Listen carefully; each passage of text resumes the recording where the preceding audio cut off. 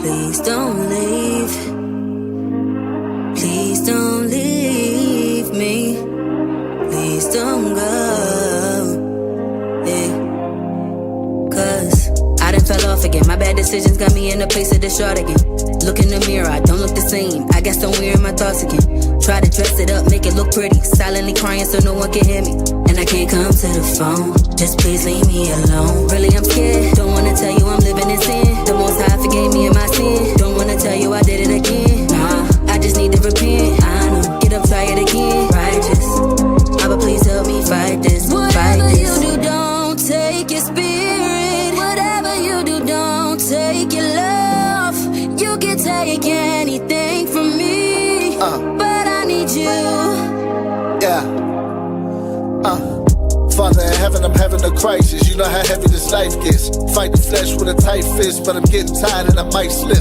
Might fall, but I don't trip, cause you're in control of my soul. So if any day I'm feeling hot or cold, I know you're controlling them both. This here righteous man falls 7 times while I'm on fall number 88. I would've died in the hands of man, but it's all praise. I would give me grace. Father, free me from my willing ways. I wanna see the 12 pearly gates. I fought the fight and I kept the faith. Christ took the charge, verse 48. Whatever you do, don't take your spirit. Whatever you do, don't take your love. You can take anything from me, but I need you. Yeah, hallelujah. I get it, I'm weak in the flesh and I had to admit it. Had a cheat sheet for the test and I still fell short while bearing your image. Back to the trenches from chemist, you feel a lot different about sin when you in it. I can have plenty of riches like Saul, but what's life if I'm dead in the spirit? Repeating my sin like a parent, forgive me for being a burden. Repent to the great physician, don't cut me off like a surgeon. Save me from the Medes and Persians, keep my gaze from the reach of the virgin. Everyone don't have the privilege of serving. I just wanna hear well done with the verdict. Been a faithful servant. Father, I sinned. Yeah. Again. Over and over again. Have mercy on me. Have mercy. I'm begging you to wash me clean. Make me new, yeah. Living without you ain't worth it. It ain't worth it at When all. I don't feel your presence, I get nervous. Here's my heart purging, and I know that I deserve it, but whatever you do, don't take your spirit. Whatever you do, don't take your love. You can take anything from me, but I need you.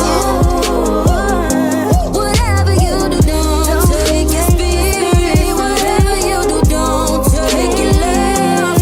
You can take anything from me, but I need you. But I need you.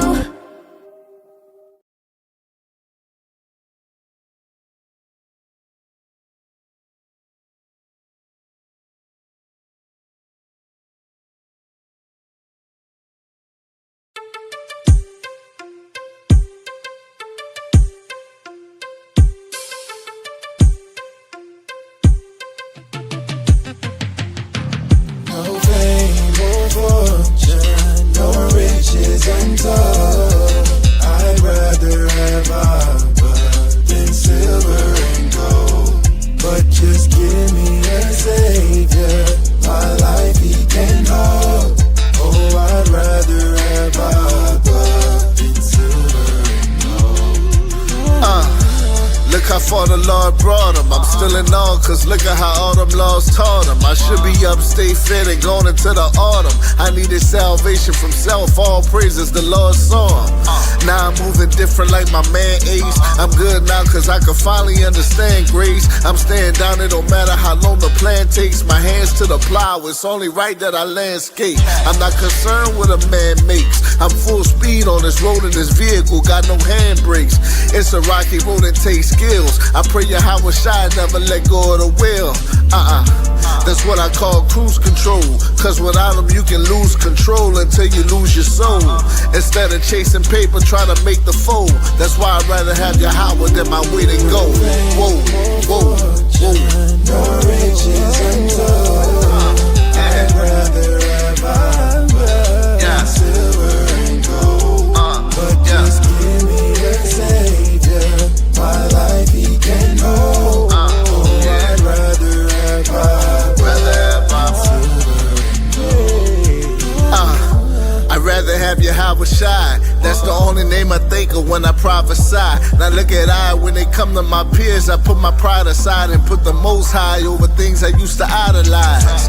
Money, women, the S550s. Used to drive chef in a frenzy. Look how I was forming all them wicked and weapons that was against me. But most high came and he rinsed me immensely. Now I'm lifting my hands in a grateful way to the hills where my help come from day to day.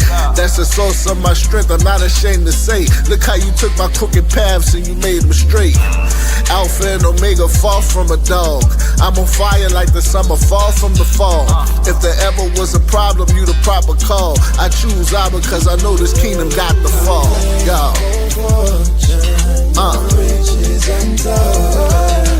Rather have I than silver and gold. But just give me a Savior. My life he can hold. I'd rather have I than silver.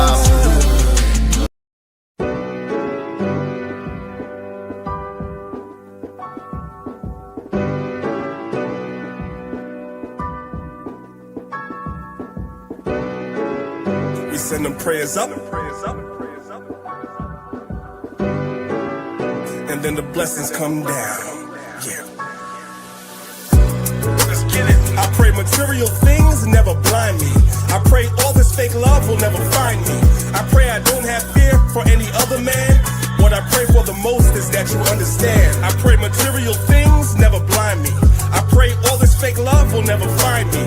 I pray I don't have fear for any other man. And what I pray for the most is that you understand. If you say you're a king, you gotta have the standards. I say that I pray when I don't have the answers. Don't know the way, then prayer has to come in.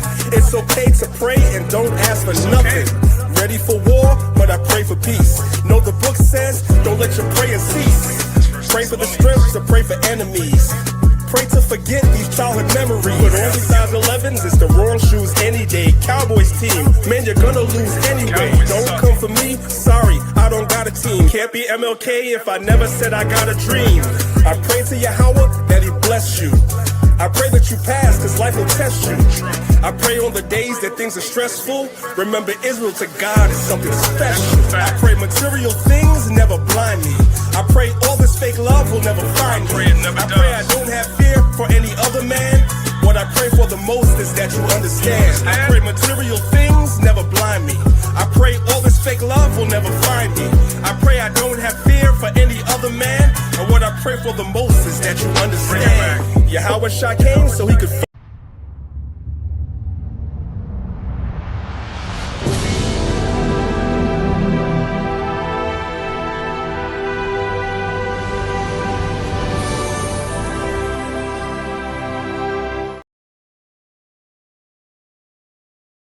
Shalom, shalom. What's going on, everybody? How's everybody doing? I want to give all praise, honor, and glory to the Most High God, Yahweh, the supreme entity of the universe, and I do so in the name of his only begotten Son, Mashiach Yahweh Shai, who the world calls Jesus Christ. It's your brother, Priest Daniela, representing Lines of Israel, Maccabees TV, and as always, I'm joined with the Elder Zahab. I want to give all praise and honor to the Most High for allowing you guys to be here this morning. My apologies for being a little bit late, but I was experiencing technical difficulties. It was almost looking like class wasn't about to happen today because my computer was acting up, but luckily, all praise to the Most High, I was able to work around some corners so that we can do class. Because I think today's class is very, very important. It's very important. It's a very important conversation that's long overdue. All right. So I pray you brothers and sisters are edified by the class, and maybe possibly if you perceive that somebody may need to hear something like this, pass the class along. Make sure you guys like the video. If you're watching on YouTube, you guys on YouTube, make sure you drop a comment. Make sure you still subscribe to the channel. Okay. You guys on Clubhouse, the link is at the top of the room. Today's classes, we're going to be playing a lot of videos. I'm going to be showing you guys a lot of different websites and things of that nature. So today's class is very visual. So my suggestion is, if it's possible, click the link at the top of the room and come over to YouTube so you guys can participate in the class as well. I think you get more out of it watching it than if you just listen. But if you can't watch it, that's fine as well. With that being said, I'm going to pass the floor over to Elder Zahab if he has any opening remarks. And of course, as the course of class goes on, if he has any comments as well, he could chime in. But you got it, Zahab. Hey, Shalom, priest. Ashar Shabbat to the family. Barakatah Yahweh. Shama Mashiach Yahushai. The water for joining us on the Shabbat. All right. Giving honor and glory to the Lord. Interesting class. Interesting class, priest. So um this is timely and this is needed because um especially in the season, it's a pagan holiday that passed, right? So-called Father's Day. So I know you're gonna touch on that also. You still got a lot of our people caught up in that, and that plays havoc on brothers, especially brothers' psyche, right, and their mental state. That whole Father's Day BS, man, that's a lot. You know what I'm saying? In addition to everything else, you living in this wicked society, right? You walk around with a bullseye on your back. So it's a lot of things, man. I'm interested to see where you're gonna take it. And as usual, as always in the spirit, we pray brothers and sisters get edified. So with that being said, go ahead, please. You know what's so funny about what you're saying? Actually, the Father's stuff is not in it because that's a whole separate presentation, although Father's Day did just pass. When it comes to men's mental health, that's a whole conversation within itself, especially if you're going to talk about fathers. I'm talking about, let me be very clear, and I'm pretty sure this is what Elder Zahab was talking about also. We're not talking about deadbeats. We're not talking about any man that's a deadbeat. We're talking about fathers, meaning men that actively participate in the children's life or desire to actively participate in the children's life, and the court system and sometimes the other co-parent presents obstacles for them. That's a whole class by itself. So I didn't include it because we'd be sitting here for 5 hours. So that part is not in it, but that's a very good point that Elder Zahab made, and that definitely will be a class that will be done in the future. Because every day, as Israelites in subjection under another nation, not in our land, that affects all of our mental health every day. It's a battle for all of us every single day. The only reason why I'm talking about men's mental health today, number one, is because we're coming to the end of June. And for those that don't know, June is Men's Mental Health Month, right? So since we're in the month, we might as well talk about it. Number two, men generally keep their mental health status, how they feel, to themselves. They don't talk about it, right? That's a problem. That's a huge problem that a lot of men have, and that's a problem that we as men have to overcome. It's very important that we overcome that, right? So I want to talk about that as well. And lastly, and most important, that mental health crisis that we talk about, when we think about it, we think that we're just talking about people in the world. I'm going to tell y'all something. The reason why you see a lot of dysfunction in the Israelite community is because there's a mental health crisis in this community too. We're not divorced. We're not exempt from that. A lot of people are coming into this truth from different walks of life. Many of us have had different experiences, and in many cases, those experiences were really negative, and we carry that traumatic experience into the truth, and it starts to affect other people. What you guys are watching going on right now, for instance, with the brother Deacon has problems. Remember, I used to counsel, so I know. The brother has problems, unresolved problems from his childhood. These things have been told to me. And what happens is it comes into the community and it's projected on the community and it reflects bad on us all because we don't talk about it. We as men want to act like it doesn't exist. Well, today it exists. Today we're going to talk about it. It's going to be uncomfortable, but that's okay. Some conversations are meant to be uncomfortable, and I'm fine with that. So with that being said, let me go ahead and share my screen, and we're going to get started. I don't believe I have to take the banner down today. I think that I created the PowerPoint in a way where the banner will not restrict your view. All right. Okay.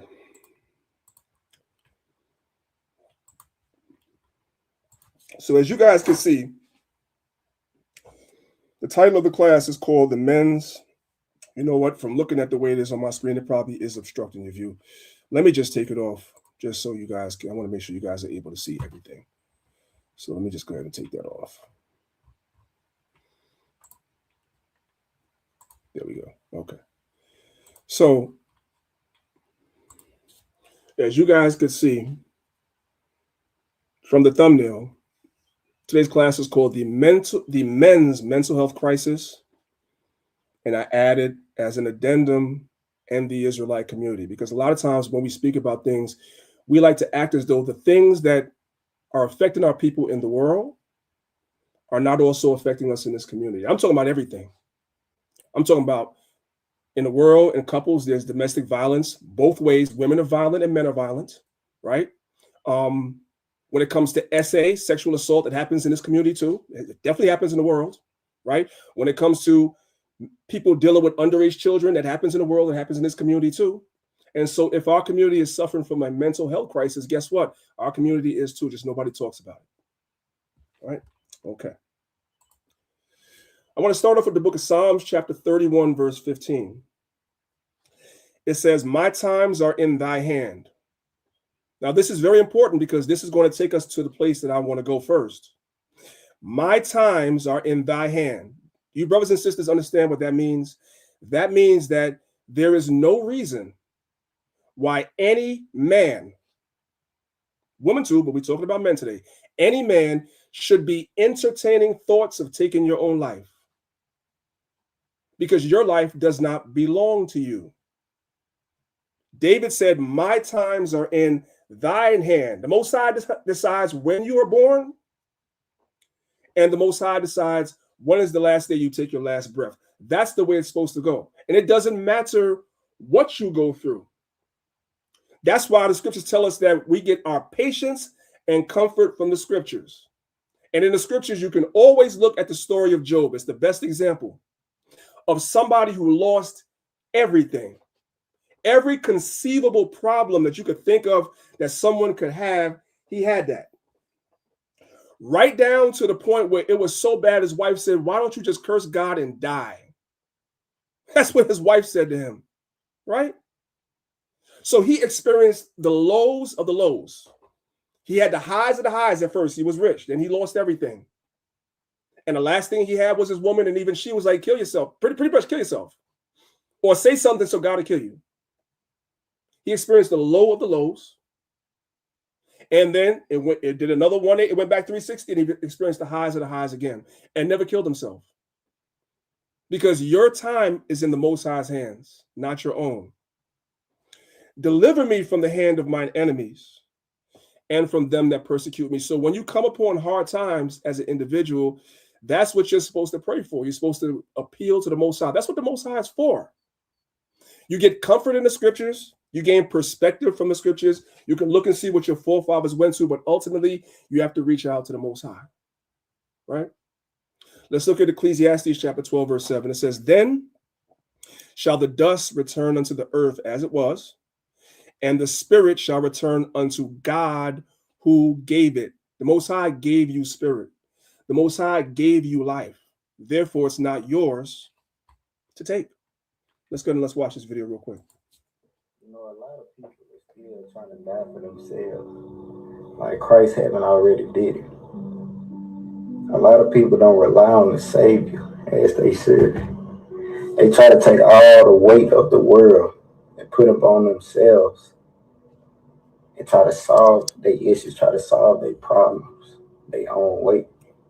You know, the Bible is given to us, and the Word of God is given to us for us to put that to use.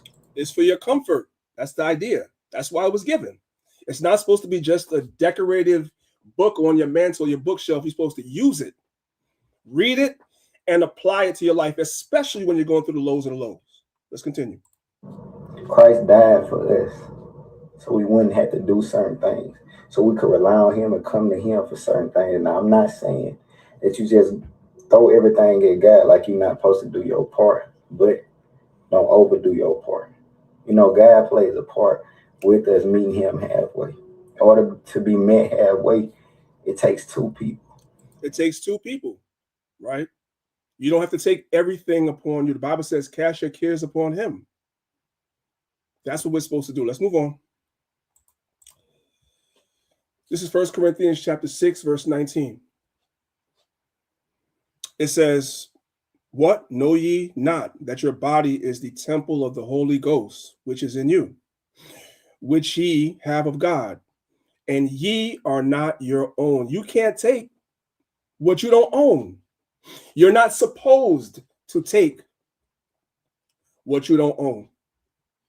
So I had this brother right here. This brother said he was going through it, and he entertained the thought of taking his own life. And we're going somewhere with this.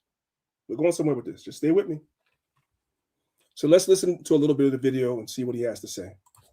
Hey, what's going on, guys? My heart's been heavy on telling my story on the things that I've been through and the things that I've done.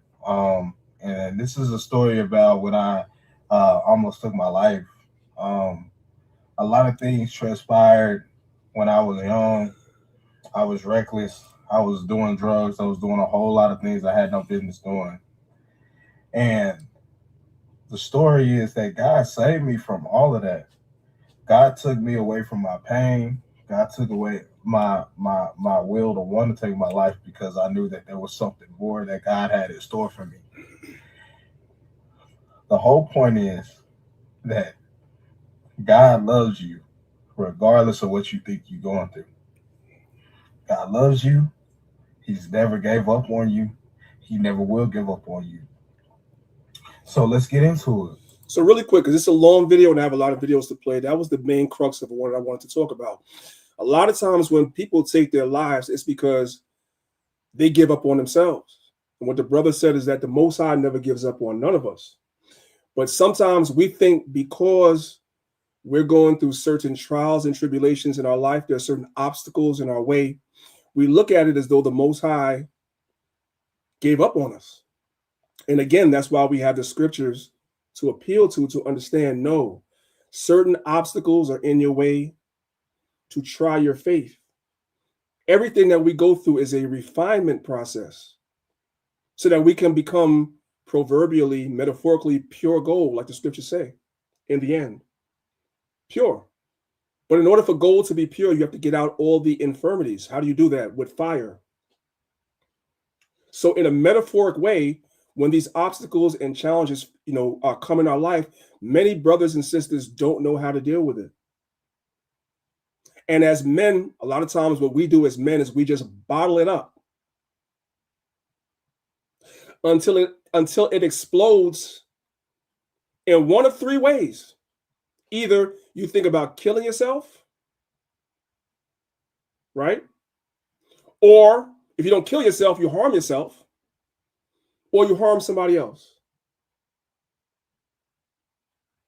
That's how it manifests itself, because you spend years upon years just bottling stuff up.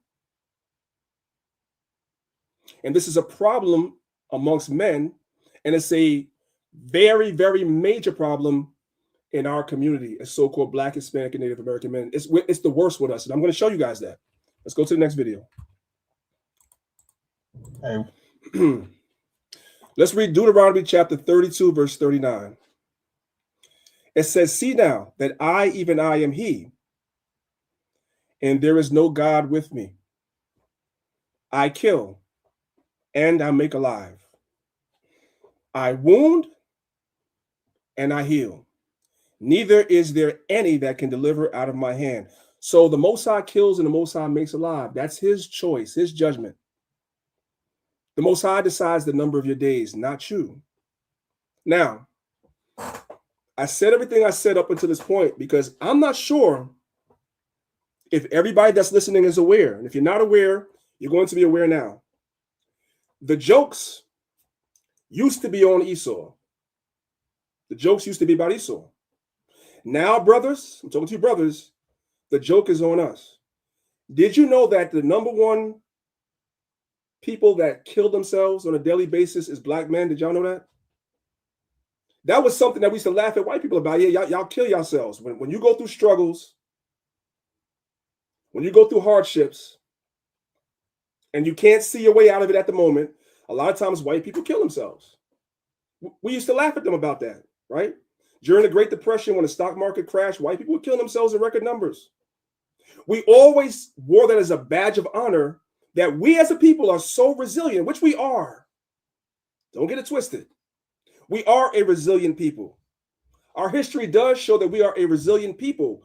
But now, in this day and time, right now in 2026, our resilience is not what it once was.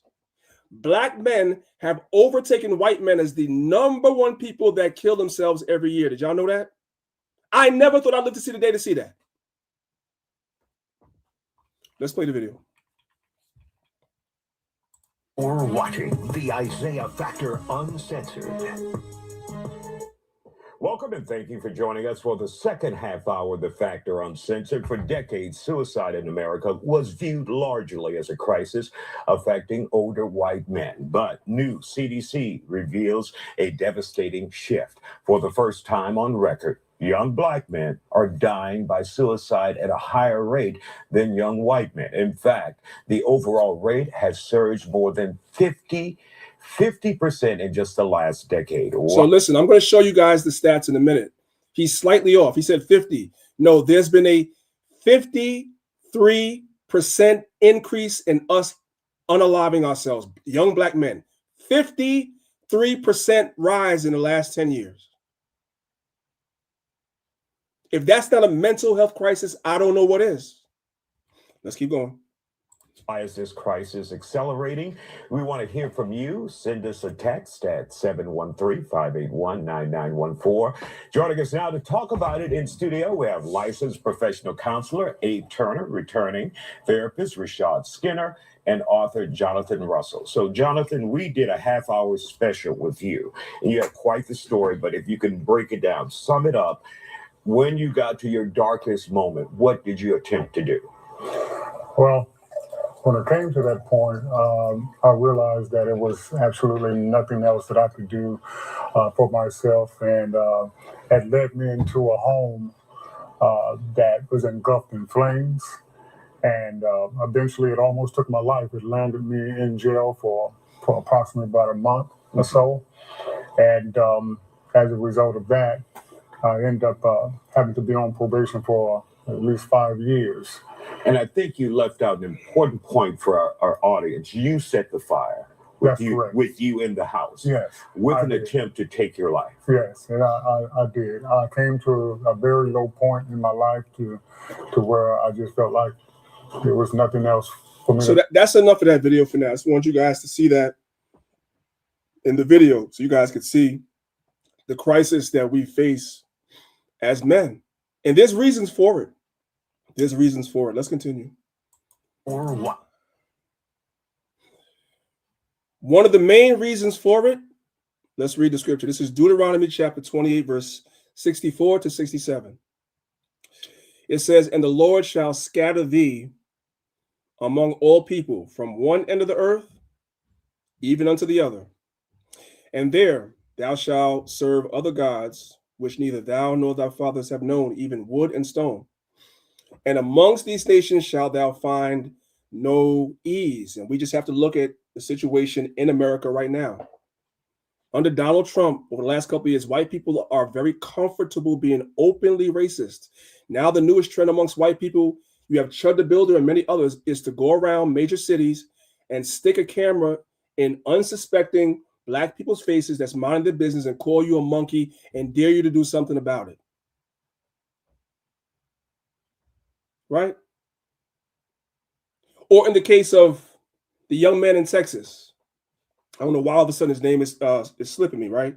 Recently, where you had the judge and the jury, they had a very, very fast trial and found him guilty of killing Austin Metcalf. I forgot what the brother's name is. Y'all forgive me for that. Carmelo Anthony. Carmelo Anthony. Come to find out that he was railroaded. The footage comes out after the trial is already over. Now the footage comes out to show exactly what happened, but the dude is already in jail. Right? This is what we're dealing with. Amongst these nations, we shall find Black people are being found hung all over the South. All over the South, Black people are coming up dead, being hung, and all that. It's like it's an open time for these people to be. They've always been racist, but now is a time where they can openly do it. Right? They're in positions of power. They're the judges. They're the lawyers. They're the bail bondsmen. They're the prison wardens. They're everything. So they could do that. Verse 65, and amongst these nations shalt thou find no ease, neither shall the sole of thy foot have rest, but the Lord will give thee a trembling heart and failing of eyes and sorrow of mind. And that's our people right now. Of course, our people are stupid enough to think if a Democrat was in office, it'd be better. It would not be better. It won't be better. It's the same. Verse 66, and thy life shall hang in doubt before thee, and thou shalt fear day and night, and shall have none assurance of thy life. In the morning thou shalt say, would God it were even. And at even thou shalt say, would God it were morning. For the fear of thine heart, wherewith thou shalt fear, and for the sight of thy eyes, which thou shalt see. Now, I want you guys to look at the caption to the video before I play the video. It says, the Black male mental health crisis starts long before adulthood. A lot of times when you see adults, we're talking about men right now, but this goes for women too. And when it's Women's Health, Mental Health Month, we'll do something on that.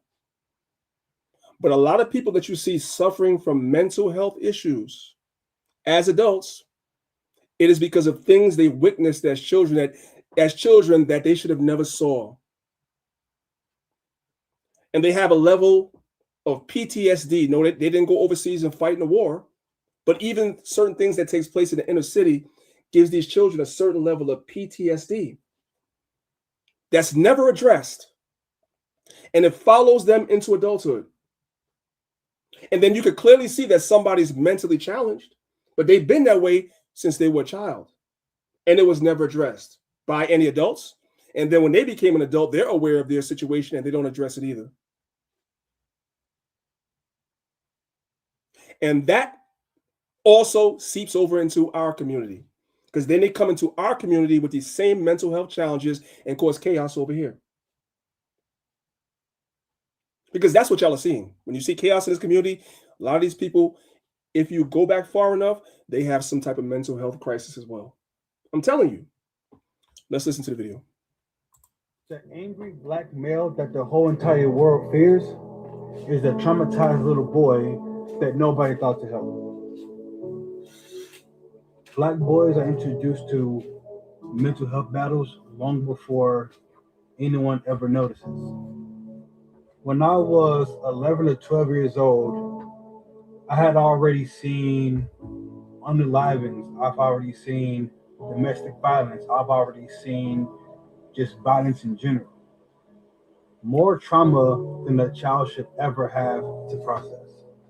I was already battling severe anxiety. I was always in defense mode or attack mode because that's what my environment had taught me. So I had to adapt. Survival had became normal. Then I moved. My family was the second Black family in the entire area. I was chased by groups of men. Now, I want to stop for a second. My bad. I was going to let it play. I want to stop for a second. I need for y'all to listen to this part when he moved. Because we just dealt with one side of why a lot of young Black boys have mental health issues. It's because of things they witnessed. They witnessed domestic violence. They witnessed violence in general. They witnessed unalivings. All of that is traumatic. But then he moved into an area where there was no Black people. And guess what? He faced a whole nother different set of mental challenges. Listen. Had became normal. Then I moved. My family was the second Black family in the entire area. I was chased by groups of men, not boys. I'm talking like grown ass men. And at this time, I was only 11 to 12 years old, but I was always physically bigger than my age, if that makes sense. Like I looked older than I actually was. But I was only still a child. I learned very early that some people hated me or disliked me before they even knew my name. I was being called the N-word. There were kids who couldn't even hang out with me. And if they did, I could not go in their house. I had to stay in the front yard or on their porch. I remember one time staying at a friend's house and his mom wasn't there. And when she came home, it was like maybe 4 o'clock in the morning, and she realized that I was there, and she made me get up and she made me leave. Like a good majority of black boys, my pain wasn't recognized as pain. My pain was treated with suspensions, detentions, labels, referrals. At one point, I was even put in special education classes. This all happened before anybody even asked, what's really going on with this kid? What is he going through? Let's check on him real quick. All these people saw was our behavior. That's it. Very few, if any, saw the trauma behind it. And that's part of the black male mental health struggle that's still going on to this day. Only about 14.4% of African Americans in the whole country are in mental health. There are mental health professionals. And that's very important because we're going to get to the conversation of therapy. I don't want to give it away yet, but we only represent 14% of the people that's in that industry, which means the ones of us that do go for therapy, a lot of times we're going for therapy to people that don't even understand us. But let me let him go. 14.4%. This is including African American men and African American women. So what does that mean? It means many black boys grow up trying to explain situations that very few people have experienced or understand. Right. Black male trauma, rage, resentment, anxiety, and too often people just judge the reaction without even trying to understand or care as to what has created this. And after going to therapy, it made me. And what white folks do is they say that you always want to be a victim. Well, sometimes you are a victim. You're a victim of your environment. You didn't ask to be born into an area where there's unalivings happening on a regular basis. There's gang infested. There's drugs everywhere, right? You're watching your mother bring different men into the house and watching the men take advantage of your mother and sometimes be violent. You didn't ask for that. You didn't ask for that. And so she wants what's best. So she moves you to another state where now you're like one of the only black kids there and the white kids. You didn't ask for that. And then you're trying to explain this to a therapist that don't understand that struggle because he doesn't come from your community. This is the crisis. This is the problem. He's summing this up perfectly. Let's let him keep going. He's almost done. Realize something. I was searching for a solution that I eventually had to become.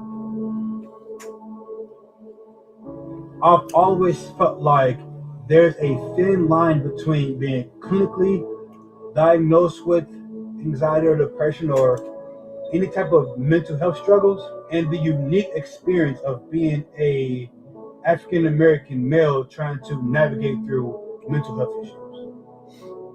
And nobody can tell me any different. Right. It comes to a point where you as a man, nobody's coming to save you. The world is not going to give you understanding. The world does not owe you understanding. So it is the unique experience of a man to be like, you know what? I got to fix me. I got to do it. Nobody else is going to do it. I got to do it. And that's what he's talking about. So I want to move on because there's a lot to get through, but I think that was very important as we have this conversation about the mental health struggles of our people, specifically the men right now. It starts in childhood. That's where it starts. Let's continue. I want to talk about the Israelite man's burden by the numbers. So if you look at this image carefully, I created it to reflect what he was talking about when his mother moved him to an area where there was not really any other black people, and he was being chased by grown men. Where as a boy, he was thrown out of somebody's house at 4 a.m. in the morning because he was black. Sometimes, your parents move you to a place because they want you to have a better life. I can't blame his mother for doing that. That was her trying to do the best that she could. But everywhere that you turn, there's a different challenge for you as a man. It just is, right? And it's unique, and and most people will never understand it. Just like our sisters have their own unique challenges that as a man we won't understand, men have unique challenges that the sisters won't understand.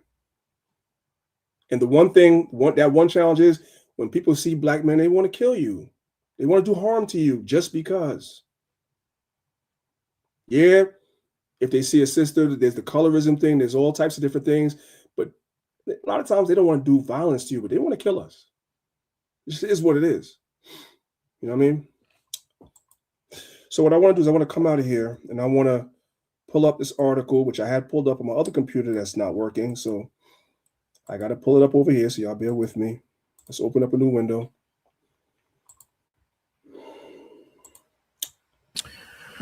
Yeah, priest, while you're getting that, man, that's why it's so important, man. We as Israelite men in the truth, we teach our children.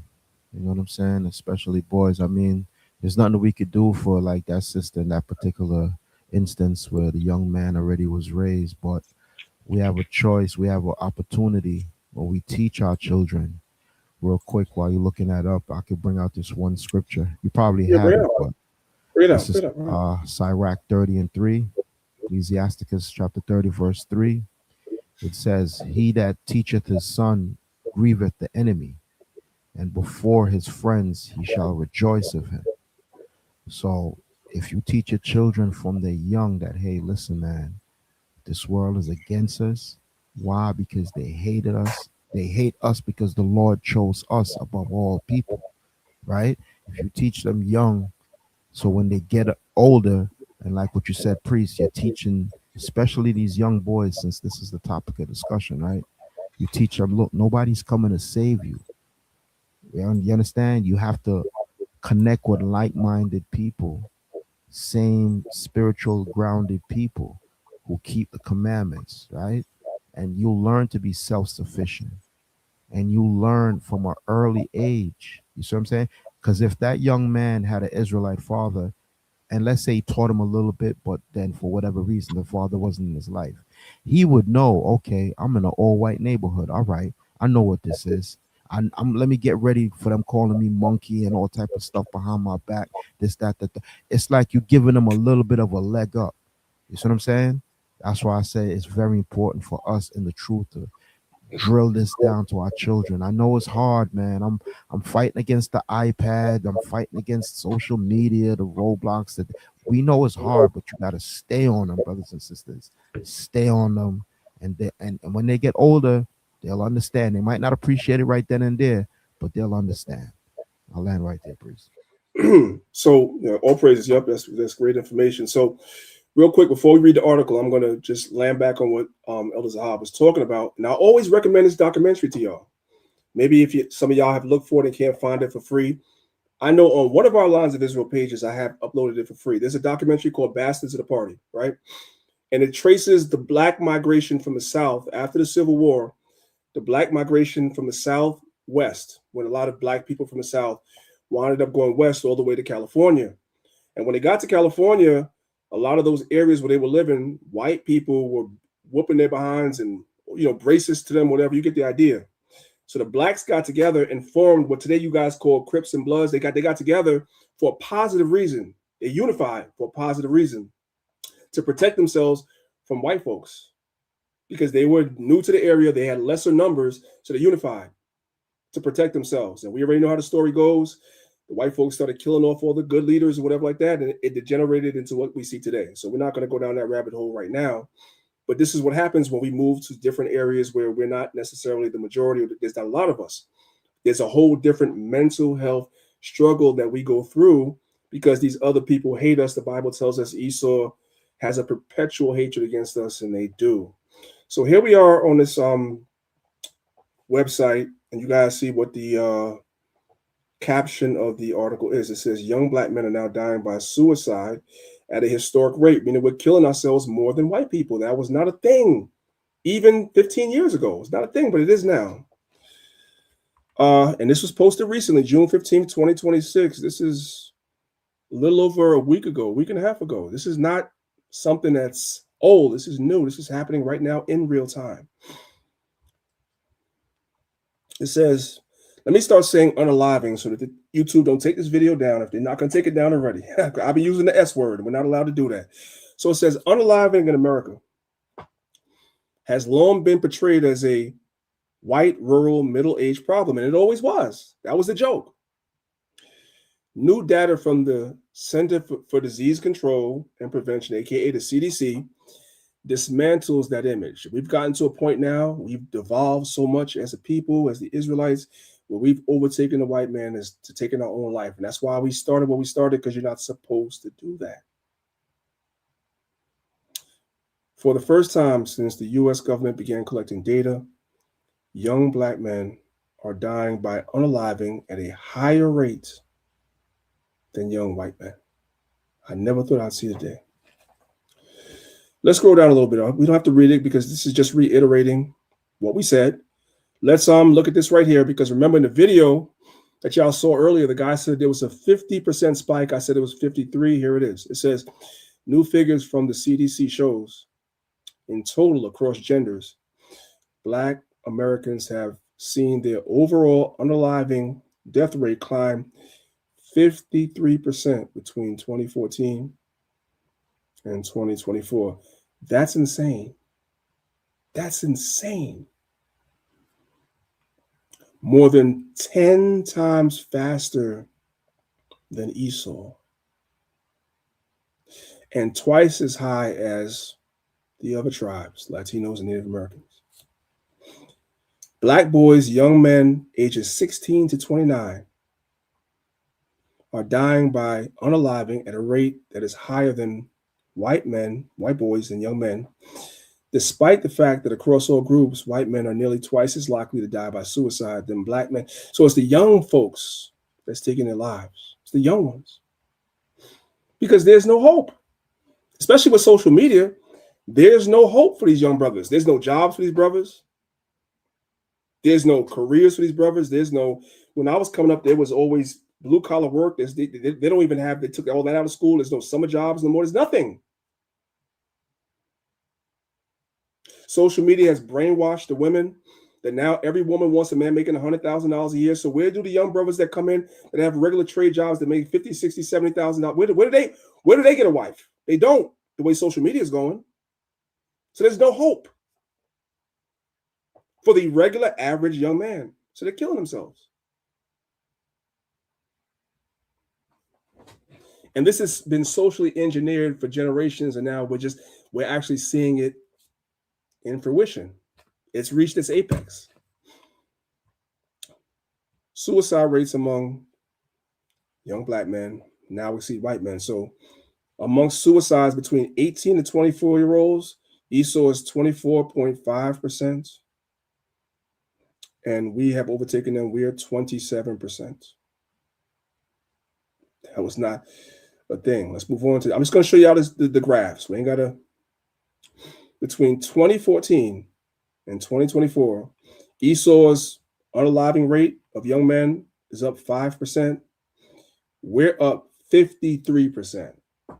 Y'all just breathe that in for a second. And you tell me.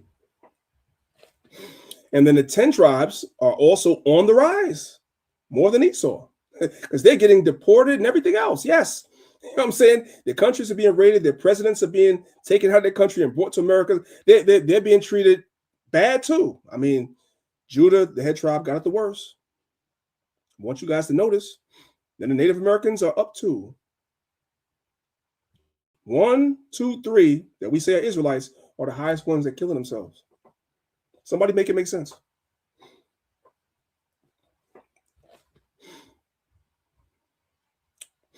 And the highest rate The highest rates is got men 20 to 24 amongst us. 20 to 24. Notice how it goes down when you get older. But these are the years when men are 20 to, let's call it 39. These are the years when men are trying to figure themselves out and find their place in the world. What is my career going to be? You kind of settle into that. How much money am I going to make? So forth and so on. And you realize that you could be working 2 jobs and you still can't pay your bills. You still barely can make ends meet. You can't save no money. Right? And so because you're barely getting by in this society where social media is being pushed, you're not economically attractive to the opposite sex, so you can't find a woman. You don't make enough money. All of this is social engineering on purpose. That's enough of that. Let's come back to the PowerPoint.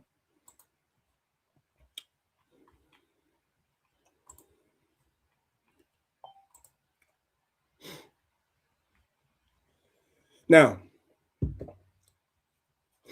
I want you guys to look at this. I don't feel like it's big enough. So we're going to build it while we fly. We're going to make it even bigger, right? I don't feel like it's big enough. We're going to build it while we fly and make it even bigger so you guys can see it.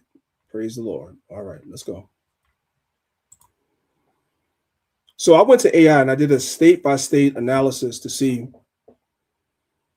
what are the highest rate of unaliving. What states is that? Iowa's number one. The number one state where a lot of our people are unaliving themselves is Iowa. Number 2 is Kansas. Number 3 is Colorado. Shout out to LOI Colorado, Sergeant Mike Island. Shout out to them. Yeah, Colorado is number 3. Nevada is number 4. Arizona is number 5. So I was curious. I asked AI, what's the population percentage of our people in these states? In Iowa, we're pretty much 4% of the population. So the ones of our children that live there are going to these all-white schools, just like the brother in the video. I told you I was going someplace, just like the brother in the video. These kids are going to schools where they don't see nobody that looks like them, or maybe 1 or 2. And just like he was being bullied and chased, so are they. It's not a coincidence that this is the place where the majority of our people are unaliving themselves. Kansas, we're about 5%, maybe almost 6%. Colorado is the worst. We're 3.8% there. It makes sense. Nevada, we're 9%, and Arizona is between 4.6 and 5.3%. There's not many of us in these states. So what that brother described in that video makes sense. When his mama moved him from the hood to the areas where Esau was in control, now these children that are in these areas face a whole different type of mental challenges that they have to deal with. People hate them. People want to kill them. People want to harm them. And nobody understands. Nobody cares to understand. Nobody asks. That's the idea. Okay. This is the book of Sirach, Ecclesiasticus, chapter 38, verse 18. It says, "For of heaviness cometh death." So sometimes it's not right. We already established that it's not right. But sometimes people are under so much stress and pressure. They don't know what to do with themselves, so some of them kill themselves. And sometimes they don't kill themselves, but the stress and the pressure that's on them causes some type of health emergency, cardiac arrest, whatever. Comes from stress and heaviness. And the heaviness of the heart breaketh strength. In affliction also sorrow remaineth. And the life of the poor is the curse of the heart. Take no heaviness to heart. That's the part that we have to grasp. Because life is heavy. Life is going to present you challenges and obstacles. You can't take it personal, because you have to understand that people that live before you've been through stuff, There's people right now, as you're going through what you're going through, there's people that's going through worse stuff than you. They have worse challenges than you, and they're not taking their life. So why should you? You can't take it personal. Like people take when challenges come in. I'm talking to the men. When challenges come in your life, men like to act as though you're the only one going through that, and you're not the only one. You're one of 100,000 going through the same stuff. So you can't take it personal. Don't take it to heart. The heart is your mind in the Hebrew. You got to drive it away. But how do you do that with the scriptures? Meditating on the scriptures, praying to the Most High. That's how you do that.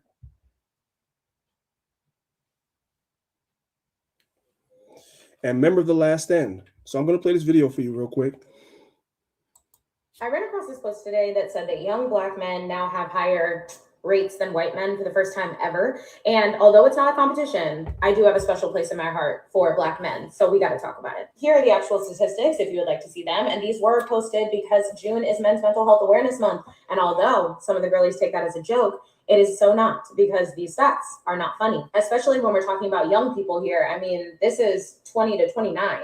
That's not good. I reposted this and I added a comment that said, I love black men to infinity and beyond. Please be kind to yourselves, fellas. And although a lot of people liked it, there's always a hater. Big Beauty Brick decides to ask, so all of them love and care about you? First off, yes, they're very nice to me in my comment section. You should go check it out. But also, black men have been standing with black women since the beginning of time. You can always check the marriage rates, which are still high, or you can check the voting records, which are almost identical. This idea that black men do not love black women is just a lie that you have told yourself because you're single and you're miserable. I ain't got no commentary for that. I ran across this. So let's talk about feelings. Black men, talk about your feelings. Let's listen to the video. Get you as a man, black man.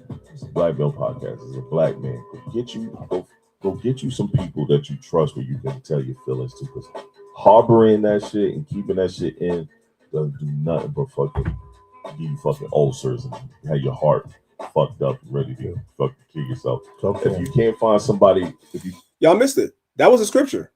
If you don't have a friend, y'all missed it. Y'all missed it. That was a scripture. What does it say? It says, heaviness of the heart bringeth death. Isn't that what we read? From heaviness cometh death. So he said ulcers and heart problems. He said he don't know scriptures. He's not an Israelite.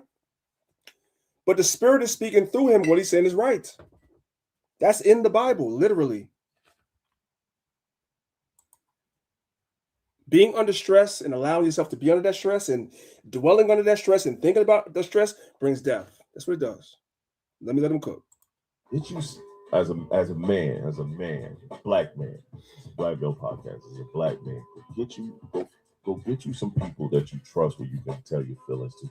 And some of you Israelites need to get somebody too. A lot of you brothers are going through mental health issues as well, which is why you treat your congregation the way you do, which is why some of y'all treat your wives the way you do, which is why some of y'all treat your children the way you do, because you're suffering from mental health crisis. You have nobody to talk to. And you try to be fake strong. You're not fit. You're not strong.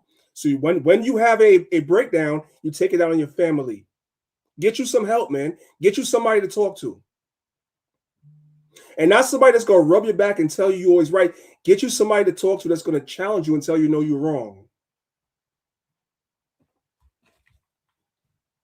Harboring that shit and keeping that shit in doesn't do nothing but fucking give you fucking ulcers and have your heart fucked up and ready to fucking kill yourself. Okay. If you can't find somebody, if you don't have a friend, a close homeboy, a homegirl that you could talk to, hopefully your partner that you sleep with every single night and you give your body and time to, you can have that conversation too. And if not, go pay somebody. Go talk to somebody to let that shit out. So now what he's talking about is go pay somebody, go get some therapy. But therapy is a slippery slope. Is therapy a good thing? Yes. Should we get therapy? Yes. But that's a slippery slope. We're going to talk about it. It's a slippery slope. Before we do, let's let Iman Shumpert talk for a minute. Let's listen to what he has to say. When you think of mental health for black men, you talk of therapy. What are your thoughts on it? Depression. You think black men? Oh, yeah. Yeah, we We have feelings, we make mistakes, but we don't know how to correct the mistakes. We try to live with them. And I heard someone say, it's just normal. We try to figure it out and let it pass by. Straight up. And it never passed by. It's always with you. You may come out of the depression, but it's going to come right back until you get some therapy. So the idea is therapy, right? We're going somewhere with this too. So I took some screenshots you guys could see. I ain't going to dwell too much on this, but these are some screenshots from the CDC just to back up what we've been talking about the suicide rates amongst our people. The men's suicide rate is 4 to 5 times higher, and unfortunately now our people are in the front, at the front of that, right? I'm going to skip this about what some of the symptoms of mental health disorders is for the sake of time, because there's a lot to get through.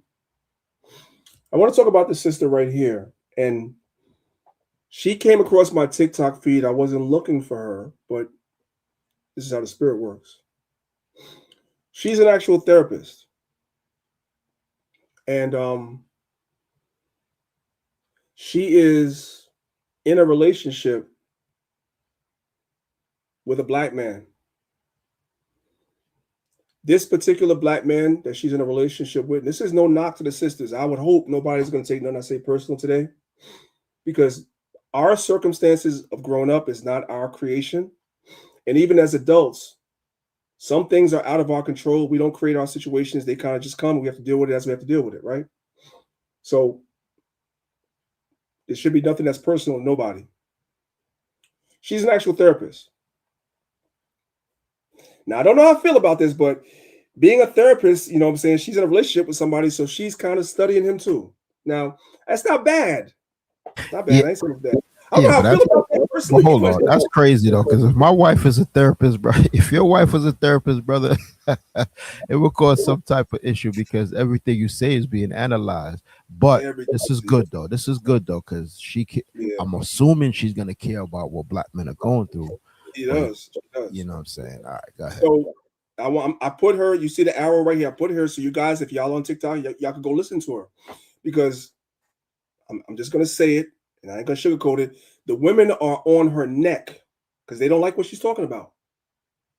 They don't like what she's talking about. It's because they're emotional and they don't want to deal with it. Her boyfriend was raised with no father, so he was only raised by his mother. So she kind of studies him and talks to him. And she kind of, after she's been talking to him and been with him for a couple of years, she made videos on TikTok. That's what you guys see. I took a screenshot of, explaining the unexplainable. What is it like as a man to grow up with no father? Not that your mother doesn't love you. Not that your mother doesn't do the best that she can, because she did. But some of the obstacles, some of the traumas of just not having a strong male presence around as a man when you grow up. She's had many conversations with her man about it. And she felt so strongly about it as a therapist, because she probably talks to other men in her practice. She came to TikTok and made a video about it. The first thing she says, you guys see the caption? Regular therapy was not created for black men. Because the pathology of therapy, when you go to school to become a therapist, that whole pathology, the whole system was created for therapy for Esau, not us. Not us. You're supposed to take what you learned in school, and you're supposed to take it and craft it to our people. That's what you're supposed to do. That's what she does. But if you just go to a regular therapist that's not crafting their therapy for our people and our unique challenges and struggles, it's not going to help. And there are unique struggles and challenges for boys that were raised with no father. As a boy that lost my father when I was 12 years old, I tell this to people all the time. I never, because I love my mother, I never articulated to her what I was going through. I was sparing her. I loved her enough to spare her from that. Because I watched her and I knew she was doing what she could. My father wasn't a deadbeat. I don't hide. My father was killed when I was 12 years old. My father was killed when I was 12 years old. I'll leave it at that. Those that know. So it wasn't a situation that she put me in. It's just the circumstance. And so I went through a lot of unique challenges as a boy whose mother was doing everything she could. I want y'all to listen to what I'm saying. My mother did everything she could do and everything she was supposed to do, but I still felt the way. I just never told her. So it's almost like I'm having a therapy session with y'all now. That's what she does. She's in a relationship with a man that's been through what I've been through. And she came to TikTok as a woman, because if I go on TikTok as a man and try to explain this, the women are going to eat me up. So she thought as a woman, she could go to TikTok and explain the mental health challenges of a boy that doesn't have a father, especially in the teen years, what that is. And the women came to destroy her. So I'm kind of, prolonging it. If y'all want to go follow her on TikTok, she's doing great work. She's doing great work. Go follow her. Her name is Amari the Therapist. Okay, let's move on. So I took a screenshot of the video she specifically did. So let's go back for a second. This is a different video. It says therapy was not made for Black men. So she's explaining that conventional therapy was not made for our people. Any therapist that we, as a man, that you go through should be, first of all, one of your own people, and they should be tailoring whatever they learn in school towards our community that has unique challenges. That's one video. The next video, she's explaining that her husband was raised by a single mother. That's not an attack. That's not an attack. You guys see the arrow right there? But the woman in the comments says she feels attacked. Do you understand why I told y'all I didn't tell my mother? I'm not saying she would have reacted like this, but I don't know. Some women just can't take it. You're not a man. You'll never understand. And so I spared my mother for just maybe the fact that she would have felt like this. This woman says she feels attacked. This was not an attack. This woman is with a man that did not have a father. She's observed him, she's talked to him, and she's trying to bring awareness to maybe other women that are raising boys that there's no man around to help you. The women in the comments say they feel attacked. As a freaking 12-year-old boy, I already knew that. So I never told my mother. So it lends credibility to what we talked about earlier, when men bottle stuff up. As a 12-year-old, I had to bottle up what I felt. I could never tell my mother. I had to bottle. I understood as a boy.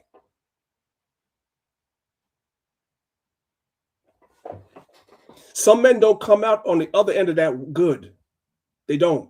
Luckily for me, man, I found the truth at 19 years old. If it wasn't for the truth, I would have been a different person, man. But I found the truth at 19 years old, and it helped me. But the struggle between my 12th birthday and my 19th birthday, when I found the truth, that 7 years was hell, man. And I had nobody to talk to about it. So this sister cares. Anyway, let's continue. I don't want to, there's a lot to go through, and I'm kind of prolonging on one slide. So now that we understand that, let's read Sirach chapter 37, verse 8. And by the way, I say all that, bring it back to the Israelite community. The word is what healed me. I never had no therapy and nothing like that. I was always a very strong individual to begin with, like just internally strong for whatever reason. I'm just resilient. I'm always able to come back no matter what I go through. That's just me personally. Everybody's different. But the struggles that I did have when I came into the truth helped me with that. The scriptures helped me with that. I can honestly say the elders that founded all the stuff that we're all in today, having access to them and being amongst them was a big help for me too, because the elders didn't play no games. The elders did not allow me to feel sorry for myself. They were hard on me. They were hard on Beloy. They didn't allow me to feel sorry for myself. I came in with a sob story about my life, and they didn't care. Just man up, go read the scriptures and be better, whatever. And I had to do that. You know what I'm saying? This is Ecclesiasticus, Sirach chapter 37, verse 8. It says, beware of a counselor. So as the caption is saying, conventional therapy was not created for the men, our men of today, right? So beware of a counselor and know before what need he hath, for he will counsel for himself, lest he cast a lot upon thee. So a lot of times when you go to conventional therapy, and as we learned earlier, we're only 14% or a little over 14% of therapists. A lot of times the therapy that the few men that will go for therapy receive doesn't even help them because it doesn't even understand or address their real issues. Because the therapy was created by Esau. It's tailor-made for Esau. And even sometimes some of us that are in that field are just using that pathology, which is crazy. So she made a video about it because she cares. Let's let her cook.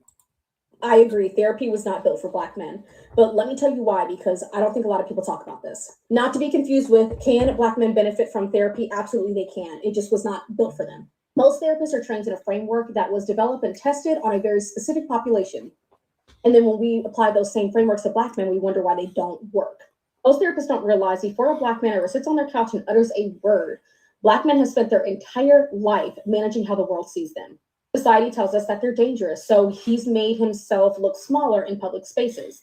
Society has said Black men are a threat, so he has learned to monitor people's body language and their facial expressions.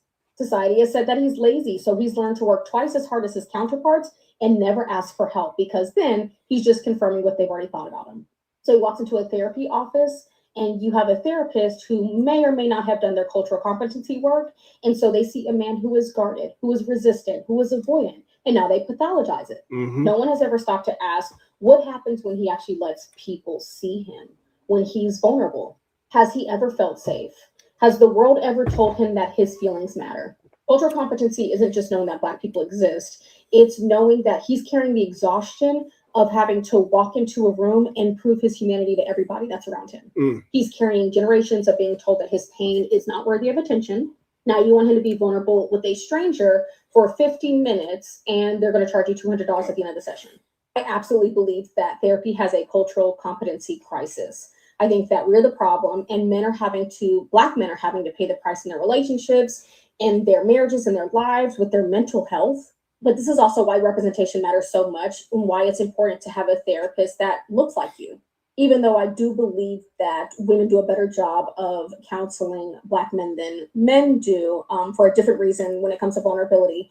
But I just think that it's so important to have somebody. And I agree with her because you would think sometimes that as a man, another man would understand, but as sometimes there's still this problem amongst us as men that you see another man, you automatically feel like you have to be strong. I'm good. I'm good, brother. No. You know, so sometimes it's better for a woman to be sitting there, a trained woman, as she said, somebody that understands and can empathize.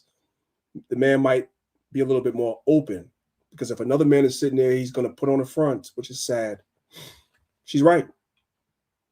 Who understands your world and where you come from, because it's not a luxury, it's a necessity. Everybody deserves healing and for them to be understood for everything that they've been carrying. But I see all my Black men out there, and I will do everything in my power in order to help any way that I can. So we're gonna come back to her after the class is over, and I'm gonna ask y'all to go to TikTok and follow her. I just showed y'all her page. We'll come back to it. Go follow her, because I'm telling y'all, they're at war with her. They're at war with her on TikTok. They hate that she's doing this. So I want y'all to support her. Okay. This is Sirach chapter 30, verse 21. It says, give not over thy mind to heaviness, and afflict not thyself in thy own counsel. Sometimes we as men, and women do it too as people, but we're talking to the men. As men, you give your mind over to heaviness. I'm big on not doing that. I know every problem in my personal life that exists, but I refuse to always be thinking about it. I put a limit on it. Okay, I'm thinking about it. I give myself a certain amount of time. Now I'm not thinking about it. I'm not giving my mind over to that. It's not going to be better always just worrying and ruminating and thinking, and it's not going to help, because that's what leads to a 53% spike in us unaliving ourselves. You're always worrying about something. Problems is going to come. They come. That's natural. You think about it. You try to figure out how to get out of it, and then you put it down. You put it in God's hands. Whatever you got to do, you do that.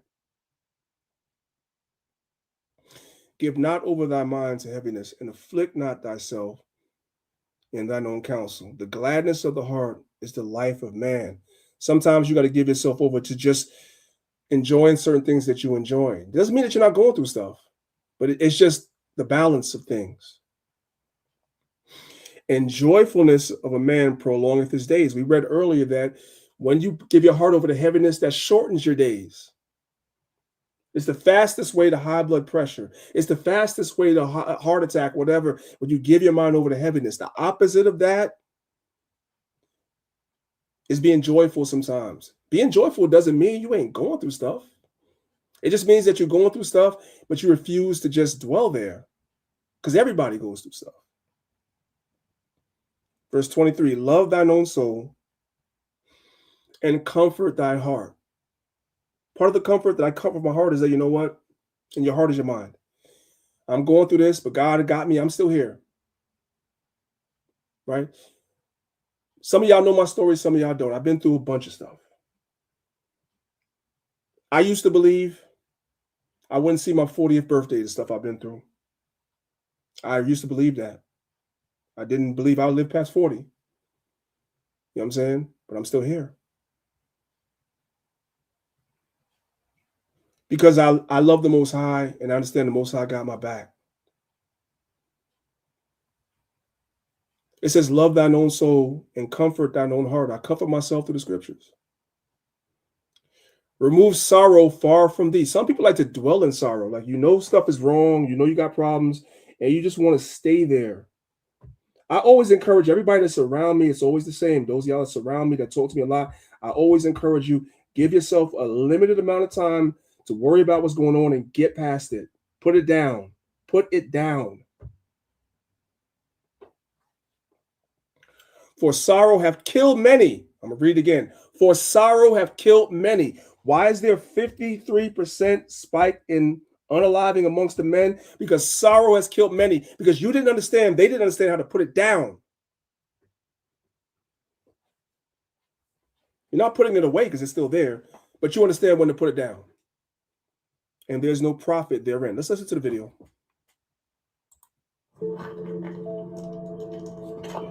I sat in this car trying not to break, trying to breathe, trying to pray, trying to force a smile so I could pretend for a few more minutes that I'm okay. But the truth is, I'm tired. Tired of carrying pain without knowing where to put it. Tired of feeling the weight of everybody's world sitting on my shoulders.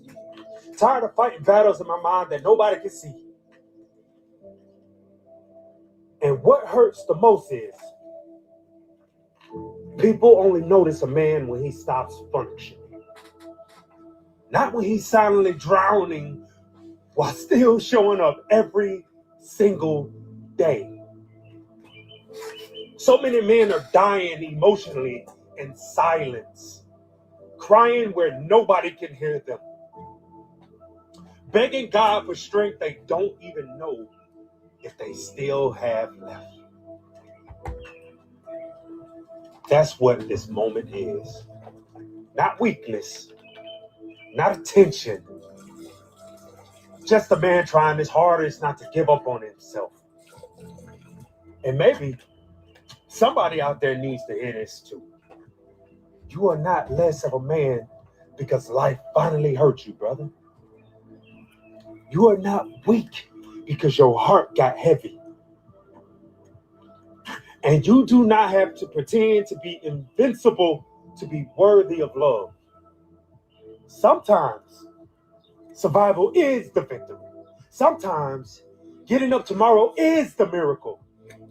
And tonight, that's enough for me. The Lord is near the brokenhearted and saves the crushed in spirit. Psalms 34:18. Now listen to me.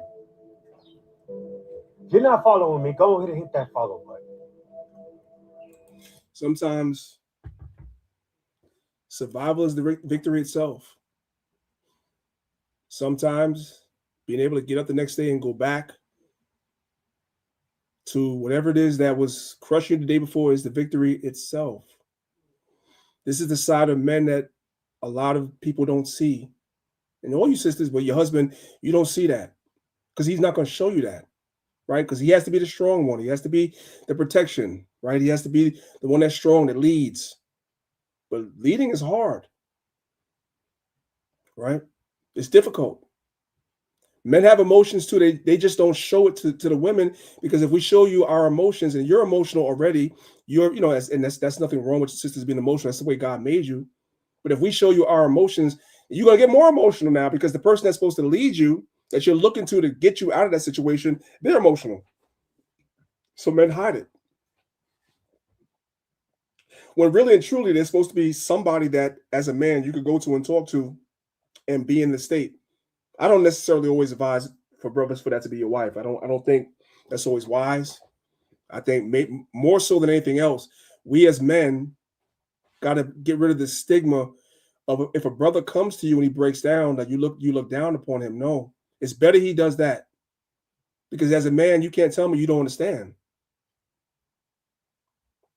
because you do understand. We're not supermen. We're humans, right? Nevertheless, let's move on. Hey, priest, also real quick, that's a barrier also for seeking counsel too. It's you see what I'm saying? Yes. That's a big problem in Israel. A lot of men are going through things and they don't. Literally coming to your brothers and talking about your problems is pretty much equivalent to seeking counsel, because you're going to people that you trust. Obviously, if the word counsel is used and sometimes it's misconstrued. Counsel is talking to somebody that's going to tell you something that may or may not align with what you're thinking, but you trust that person, that you know that they have your best interest at heart. That's what counsel is. And every man needs to have one. The Bible says out of 1,000, at least have one counselor. There's supposed to be one person that could come and talk to you and tell you exactly what it is, and you respect it. At least one. If you don't have that, you're not in the spirit. Honestly. And that's crazy, because the scriptures show us throughout, over and over, time and time again, mighty men. David had a counselor. Moses had a counselor. Moses took counsel from Jethro. I don't know, brother. I don't know, man. It's the bottled up emotion and the hurt. Sometimes it's a barrier for us brothers, man. I had that too. Pride too. Yes, sir. Pride, like brothers don't want to. You can't tell me nothing. That's off. The greatest man in the Bible, somebody could tell him something. Hey, brother, that's not good. That's not a good idea. Whatever. That's how it's supposed to be. Let's be real. This is Sirach 9 verses 13 through 15. It says, "This wisdom have I seen also under the sun, and it seemed great unto me. There was a little city, and a few men within it, and there came a great king against it and besieged it, and built great bulwarks against it. Now there was found in it a poor wise man." The guy didn't have no money, wasn't well renowned, and he by his wisdom delivered the city. The poor man that was wise, he delivered the city. Yet no man remembered that same poor man. That man delivered the city, but because he didn't have no status, this goes into the book of James. The book of James says the same thing. The guy with the gay garment, which is the happy garment, the expensive garment, versus the guy that doesn't have the expensive garment, and you treat them differently. This is saying the same thing. Because it was a poor man that delivered the city, people didn't respect it. Let's listen to what the sister has to say. I had posted this video earlier, but I deleted it because someone said they didn't watch the video because it was just too much wind, and I took that constructive criticism and I deleted the video, and I'm remaking it now. The video went like this. I always tell you guys that I'm a thinker. I think a lot. Since I've been on social media, I talk to guys. I pay attention to a lot of stuff. A lot of stuff come to my mind, and this is one thought that I had. Society really don't care about men. I mean, I'm just going to be honest. They really do not care about the man. They don't really care about the man. I was having this same conversation with another man yesterday, and he was like, "We've been trying to tell y'all that, but y'all didn't want to listen to us." And he's right. I have to agree. 100%. Society really do not care about the man. The man been told to suck it up. You're going to be okay. No, that's not true. Men go through stuff themselves. They need help. They need to cry. They need a shoulder to cry on. Society, I'm sorry, man. I hate to say this. I apologize for society, but society really don't care about y'all. And that's just being real. I'm just being happy. Thank God for sisters like her, man, that understand, because men understand this clearly. Like, you can't. That's why men don't talk. That's why men bottle stuff up, and then eventually they either kill themselves or they get violent, as y'all are seeing. Because you can't. There's nobody to talk to about this stuff, right? There's not. You as a man just suck it up, and that's it. That's why there's a mental health crisis amongst men, and that's why there's a mental health crisis amongst us, where we're up 53% in unaliving ourselves in 10 years. That clearly shows you the people that are doing that have no outlet for how they're feeling. This is Wisdom of Solomon, chapter 9, verse 15. It says, "For the corruptible body presseth down the soul, and the earthly tabernacle weigheth down the mind that museth upon many things." That's what I was talking about earlier. All of us have problems. I tell everybody around me, stop musing on problems all the time. Stop allowing your problems to press you down. We all have them. They're not going away. They're going to be here till Yahushua delivers Israel. Don't let that press you down. Stop always letting your mind wander and wonder about problems and this problem and that problem, whatever. And sometimes you have to give yourself a relief from that, because you're going to make yourself sick. Let's listen to the video. Call me a pick me. I don't give a fuck. But today is the first day of Men's Mental Health Awareness Month, and men's mental health matters all the fucking time. But unfortunately, you know, the government chooses to deem them to have 1 month to celebrate that. So can we have a real conversation for Men's Mental Health Awareness Month? Because I think we've been getting something wrong for a very, very, very long time, especially when it comes to Black men. You know, we constantly tell Black men that they need to communicate. We tell them to open up. We tell them to be vulnerable. We tell them to go to therapy. We tell them to talk about their feelings. And it's like, nobody ever talks about what happens after that, after they do. Because the truth is, a lot of Black men are not afraid to communicate. They're afraid of what happened the last time that they did. You know what I'm saying? That is trauma, but they're afraid of what happened the last time that they did. The last time that they opened up, they were told to man up. The last time that they cried, they were told that they were weak, or that they were a bitch, or they were acting like a bitch, or stop crying. The last time they expressed pain, they were told to get over it. The last time that they admitted that they were struggling, people became uncomfortable. That's weird. And after enough experience like that, silence seems to be safer than honesty. Silence starts to feel safer than transparency. That's why I believe vulnerability without safety is just exposure. And before anybody turns this into a battle between Black men and Black women, that is not what the fuck this is. Because the truth is, we need each other. As a Black woman, I think we need to have an honest conversation with ourselves. If we say that we love Black men, if we say that we want healthier Black families, healthier Black family dynamics, if we say that we want healthy relationships, then we have to ask ourselves a difficult question. Do you know what that question is? If not, I'm going to tell you. Are we creating safe spaces for Black men to be humans? Not to be superheroes, not to be providers, not to be protectors. You know what I'm saying? Not to be problem solvers, but to be human. Why is that so hard? Because sometimes we're so used to seeing Black men be so strong that we forget that they're carrying things too. And it honestly, I don't feel like y'all be forgetting. I feel like y'all just really don't give a fuck and you're selfish as fuck. Black men, they're carrying childhood trauma. They're carrying pressure. They're carrying stress. They're carrying heartbreak. They're carrying depression. They're carrying anxiety. They carry fear. They carry expectations from society, the world, and from the community of the Blacks ourselves. And sometimes instead of asking what's wrong, we criticize. Instead of listening, we judge. And then we don't shut the fuck up to listen anyway. Instead of understanding, we assume they'll figure it out because they're men. Now, let me be clear.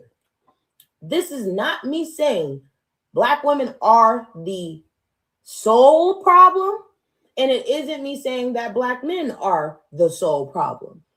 What I'm saying is that we've spent so much time fighting each other that we have literally forgotten we're supposed to be on the same team. Black men and Black women need each other. We need each other's support. We need each other's understanding. We need each other's compassion. We need each other's protection, because neither side heals by tearing the other down. We heal by learning how to understand each other better.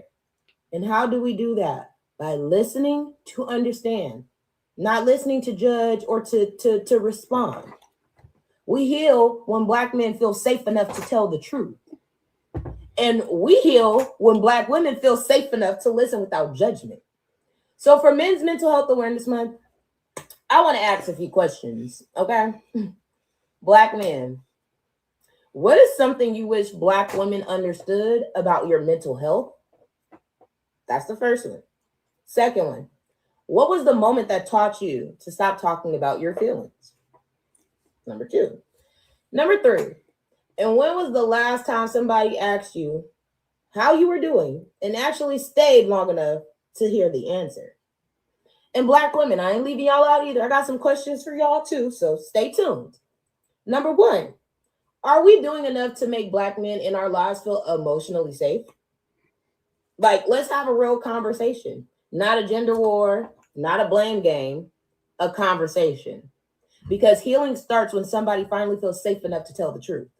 But in this day and age, silence is safer than being honest. And honestly, I think it's time that we listened. So tell me in the comments your answers to my questions. If you have any feedback to anything that I said, I would appreciate that. But this is Men's Mental Health Awareness Month, and I will not tolerate any disrespect on my end of my platform and on my algorithm. I won't tolerate any disrespect to Black men. Not today, not tomorrow, not ever. So call me and pick me. I don't give a fuck. Shout out to her, because she has her page too, just like the other sister is a therapist. Her page is under attack too. Shout out to her. I follow her as well. And she has a positive message. That's what you need, because most of social media, the message is there to tear you down. It is what it is, right? So the small pockets and areas of the people that are speaking positive and trying to speak solutions, you got to support that. This is Psalms 37, verses 23 through 24. It says, the steps of a good man are ordered by the Lord, and he delighteth in his way. Though he fall, he shall not be utterly cast down, for the Lord upholdeth him with his hand. Brothers, we saw the video earlier where the brother was in a car and he was going through a different range of emotions. Falling or breaking down as a man is normal. I know a lot of times that, some of us won't feel like as though it's not, but it's normal. Now, most times a man would prefer to do that when he's by himself.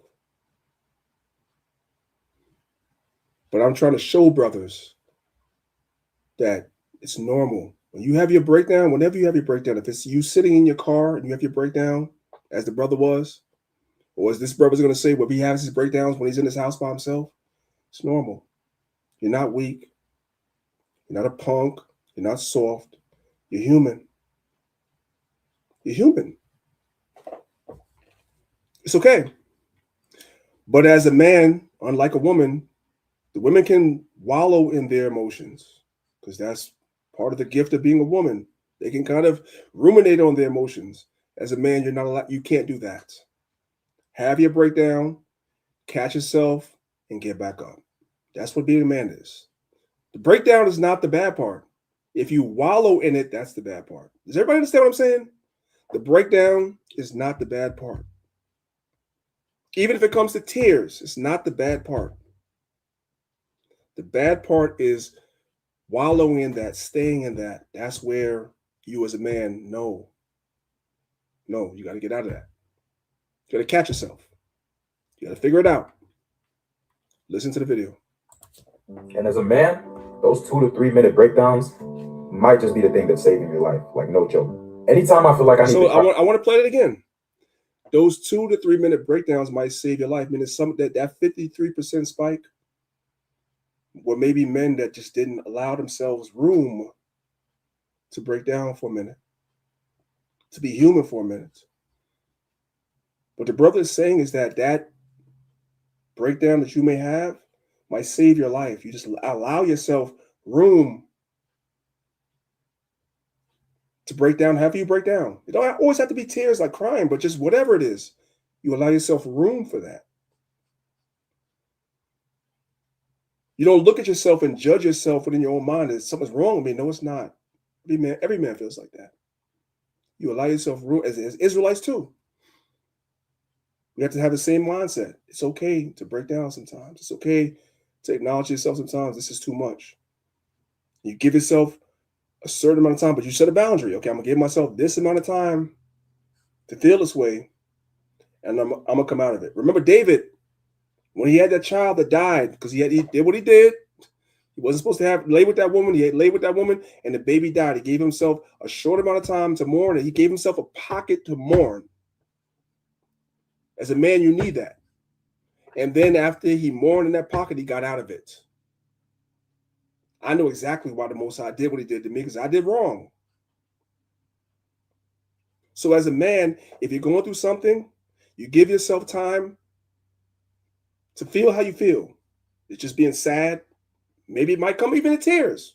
It is what it is by yourself. You ruminate on why this is happening to you. Maybe it's something you did as a man, right? Like David, you understand this is happening to me because the Most High, I was off, whatever it is. Or maybe you weren't off. Just Most High is just trying to refine you. You give yourself that pocket, that place to go through what you're going through, and then you come out of it. That's going to save your life. And it's also going to save the lives of people around you where you may not harm nobody else because you're going through something, because you understand how to mourn and then jump out of it. Anyway, listen, let's come back. Let's play it from the beginning. That saved lives. To try to always make it pretend like you strong all the time is fake. That's not real manhood. You're trying to make it seem like it's manhood. I'm always good. Hey, bro, I'm always good. You're a liar. Real manhood is acknowledging that sometimes as a man, you're not good. What are we talking about? And as a man, those 2 to 3 minute breakdowns might just be the thing that's saving your life. Like, no joke. Anytime I feel like I need to cry, bro, anytime I feel like I need to just let it out, whatever I'm feeling, bro, I literally go into a private place and I legit just let it all out. And it doesn't last long because, like, niggas got to work. I'm at work right now. Niggas got to make money. You feel what I'm saying? Niggas got to handle our responsibilities as a man. But, bro, don't ever try to, like, handle your responsibilities when there's pressure that needs to be released, essentially. You need to release that shit. Go in the car, go into your bedroom, go into a private place and just let it out. Let it out. Might be 2-3 minutes, then you come back better, you come back stronger. But that shit, I know it has saved my life on multiple occasions. I don't have no commentary on that. It says exactly what it says. A lot of brothers be trying to pretend like you always strong. Them be the main brothers that be like, I know you're not strong. I'm gonna say it again. You brothers, that every time I ask you, I'm talking to brothers specifically in our camp, specifically. When I ask you, you good? You always like, yeah, bro, I'm good. No, you're not. I've been looking at you like you lying. I know you're lying. That's fake. Because I know you're not always good. Right? Myself as a hobby, we go back and forth. He could, you know what I'm saying? He has sometimes situations, he called me like, priest, I need to talk to you. I'm going through this, whatever.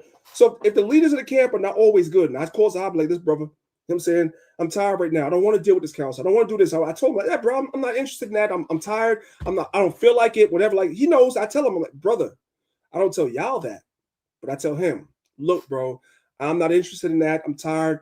I'm busy. I'm not, whatever. Zahab, the priest, you got to do it. I'm like, I don't feel like doing it. You got to bring me back. You got to do it, whatever, because I'm human.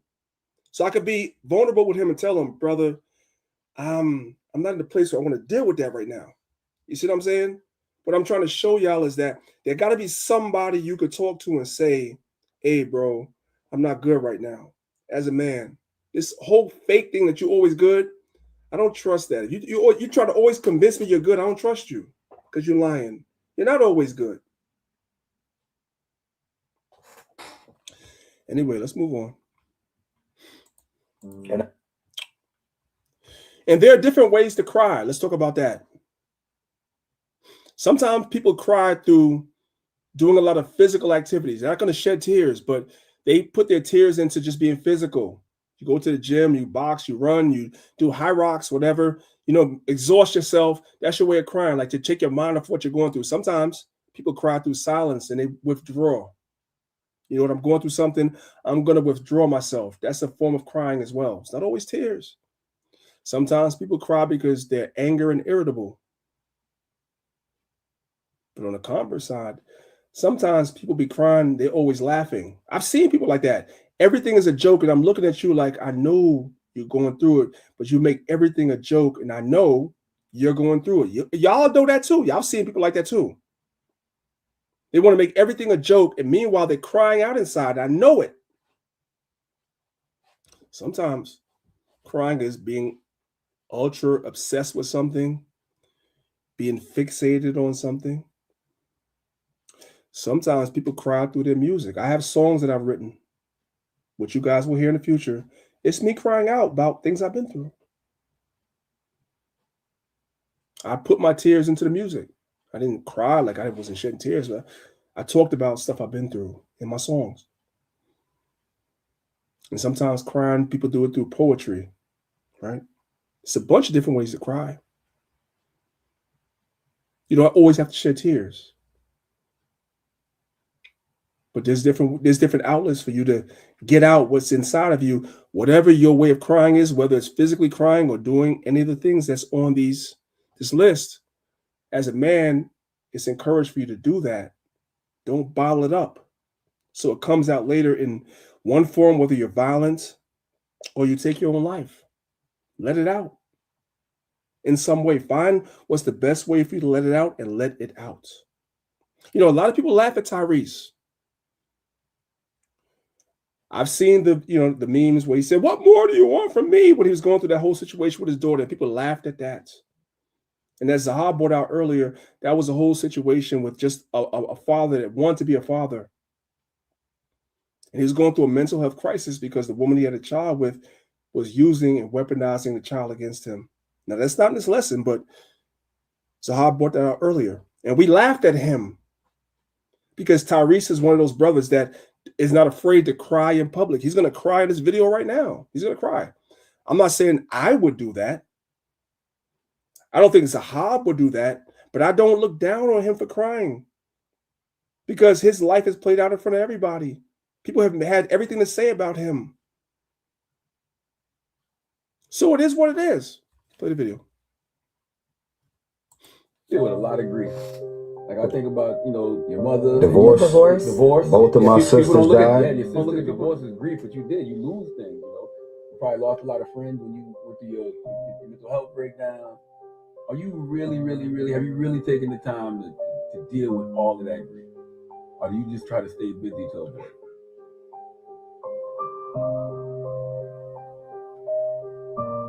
I'm doing the best I can with every 24 hours I get.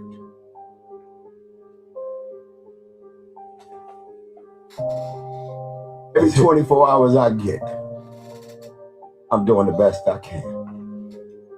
There is no square footage I could ever live in. There is no rims, no jewelry, and no car. There is no net worth.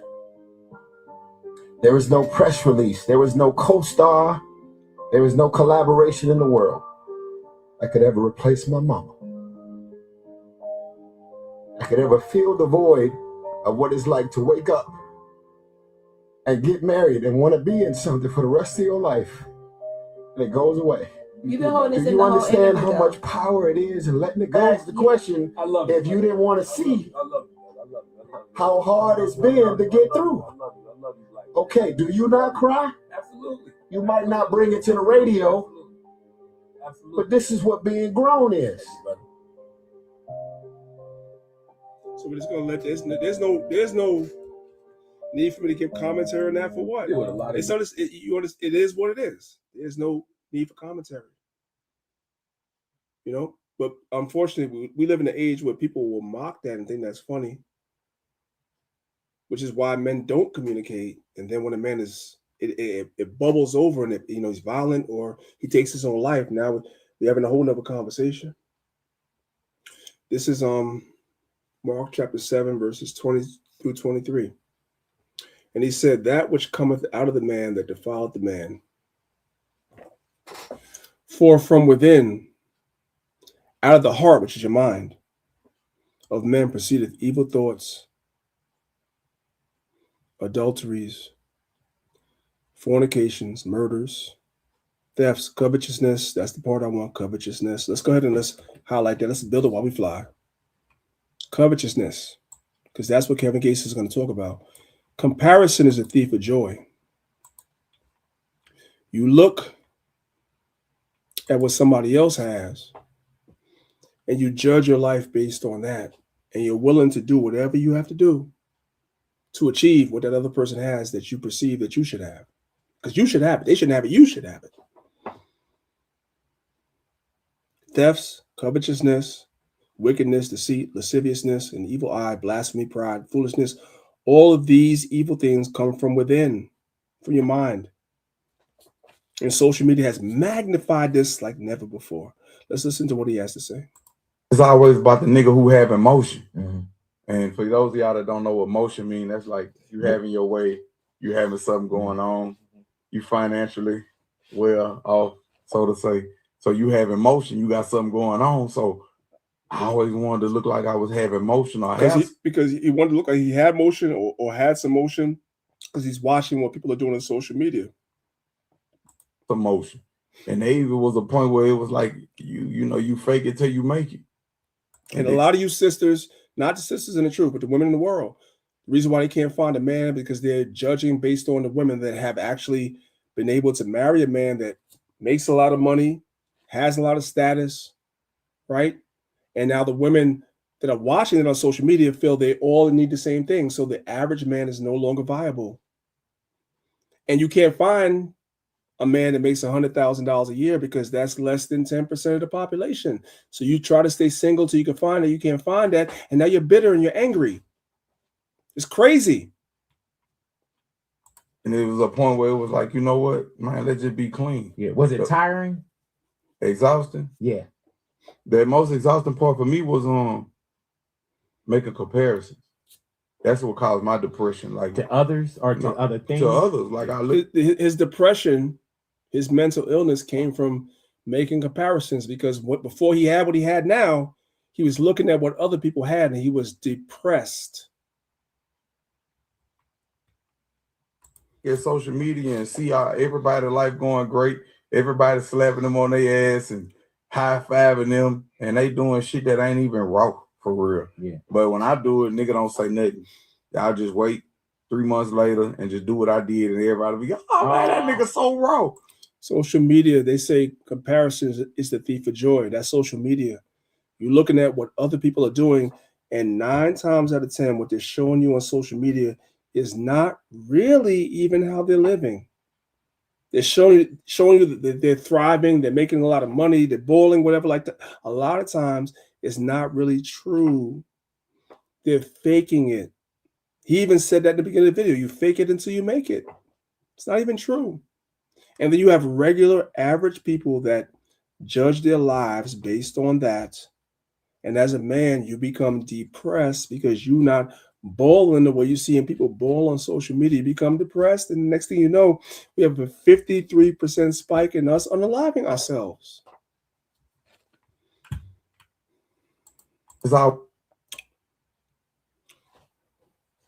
This is Proverbs 14:30. It says a sound heart, again, the heart is metaphorically talking about your mind, is the life of the flesh. But envy, comparison, that's what Kevin Gates just talked about, comparison, envy, the rottenness of the bones. When you start comparing your life, your regular average life, which most people have, to people on social media, That destroys you in your mind. It uses bones as a metaphor. It destroys from the inside out. You start ruminating on these things like, how are these people on social media doing so good and I'm just doing average? I'm living check to check. Sometimes I can't even pay my bills. Just as bones rot or decay, and they gradually destroy the skeletal structure that supports the whole body, envy, judging yourself based on what you see on social media as a man, silently eats away at your emotional and spiritual strength. And unfortunately, as a man, you're also looking on social media and you're seeing a lot of our women nowadays that are requiring that you be boiled out of control in an economy, in an economy that's failing. So you start questioning yourself, like, how do I want a wife? How? That's why I think it's important. They got a terminology, right, priest? You got to touch grass. You got to get off social media, touch grass, because a lot of them people on social media, they lying too. It's a vicious cycle. They lying to you, and you, meaning the gullible ones, who take it in and be like, damn, I wish I was. We all wish we were in a better place, but that's just not how it is, man. The Lord put you where you are for a reason. Don't look at social media and try to keep up with them when they are how many times you see certain influences and certain people get exposed? They live in a fake life, and our people is just a dog chasing his tail, man. It's a vicious cycle, man. Right. So we're gonna watch this video real quick. Yeah. All right, so look, it's not being talked about enough right now. The working man is dying in silence, not just physically, but emotionally and spiritually. We are tired.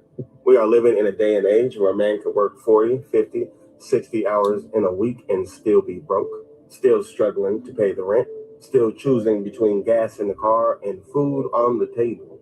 And yet, this society looks down on the working man like he is not doing enough. He's not grinding hard enough. It's crazy because at one point in time, the working man used to be the backbone of this country.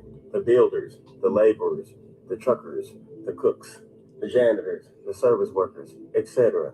The everyday man who keeps society running. But now, we're invisible, we're disposable. We are replaceable. And what makes this whole thing worse is that all of this is starting to make men crack mentally. All this pressure is starting to make men crack mentally because we've been told all of our lives to man up, to be a real man, and a real man provides. And we carry that pressure into every job, every relationship, and every bill that needs to get paid. So my question is, how long can a man be a man when the system is designed to crush him? This economy is inflated to the point of insanity. The cost of living is skyrocketing while our wages are flatlined. Overtime don't cut it, side hustles don't cut it. So essentially, we are chasing a moving target while being blamed for falling behind. And while we're out here working ourselves to the bone, while we are out here working ourselves to the point of burnout, they are telling us just to work harder. But nobody asks how we are holding up mentally. Nobody asks if we are okay. But the truth is, men are out here battling depression, battling anxiety, battling addiction, battling loneliness. But most of the time, we just stay quiet about it. Because when a man speaks up about his pain, the society tells him to suck it up, to be a man. They shame him. They emasculate him. So we shut down and we internalize this struggle. We suffer in silence. That's why men self-unalive. This is the reason why, for those that don't know, why men die younger than women. Women will tell you when something's wrong. They'll tell you, they articulate it, because society makes room for that. The reason is no different. God made us both. Why do men die younger? Because they internalize all this stuff. They don't talk about it. They don't release it. There's no place to release it. That's why men die younger than you. Because after a while, heaviness bringeth death. We read that earlier. So we shut down and we internalize this struggle. We suffer in silence. That's why men self-unaliving rates are rising. That's why so many men. We're up 53%. We're up 53%. That's crazy. are checking out mentally. Men are starting to become more emotionally detached from their jobs, more emotionally detached from their families, and more detached from their own lives. But you won't hear about this on the news. You won't hear about any mental health campaigns for the broke working man. And so we're not gonna play the whole videos. There's still plenty more to go, but yeah, this it's not even it's an issue to the point where it's not even an issue. Some of y'all did not know that black men have had a 53% rise in unalivings in the last 10 years because your local news station didn't think it's important. You didn't learn that till today. So that shows you exactly what the priorities is. They don't care. You know what I'm talking about? With that being said, we're going to go on for hour number 3. So if somebody has to go to one of the other rooms on Clubhouse, y'all do that. But I feel like this is so important. We have to continue. So we're going to continue. This is 1 Timothy chapter 5, verse 8. It says, "But if any provide not for his own, and especially for those of his own house, he hath denied the faith and is worse than an infidel." Black men in therapy is helping generational wounds. That's what the caption says. But again, we understand the therapy we're supposed to seek is therapists that look like us and that also understand our struggles. They tailor whatever they learned in the training to be a therapist, and they kind of craft it towards our unique struggles. I wanted to know, and I know Sister Shemaim is on the stage with me on Clubhouse, and maybe this is something we need to look into. Are there any licensed therapists in the Israelite community? And if so, we need to know who they are so that we can refer people to that. And if anybody within the sound of my voice listen to this class, know that you probably need some therapy, and we can direct you in their direction as well. Because this is very important. I don't want y'all to think I'm just sitting here teaching a class and by next week it's over. No, these problems are with us daily. It literally shapes what our community looks like. So as we watch in our community right now, where there's all these different scandals that's happening, if you really go down the rabbit hole, you're going to find some mental health issues someplace, a mental health crisis someplace, which is why these scandals are happening. So if there is somebody, I'm going to give it to you right now. So if there's somebody, we need to know who they are, and we need to, so that we can refer people to them, because this is very important. Go ahead, Zab, you got it. No, I was gonna say the same thing. I was gonna share the person, and especially if they're in the truth. Also, I haven't seen that yet. An Israelite or somebody's in the truth who's a mental health professional. So that would be fire. You know what I mean? So you understand brothers and sisters on their level. So that would be fire. If somebody is, please let us know. We'll definitely share that person info or whatever, because that's needed. And if you're somebody that I don't think we have a lot of, I don't know who's listening, but if it's somebody that's looking for a career field, you may be in school and college, whatever like that, you're trying to find a career field. Maybe therapy is a place to go as an Israelite so that you can offer this to our community, because it's someplace that we're lacking. So it's definitely someplace that you probably can make a good living, because the Israelite community is, we're not the biggest community, but it's a lot of people. So that means that there's a lot of problems, there's a lot of trauma, there's a lot of all that stuff. We need professionals in that area. So don't go to school for business administration and criminal justice. I'm not knocking those, but that's oversaturated. If you're in this truth and you're going to school, maybe this is just a suggestion. It's not me telling you what to do.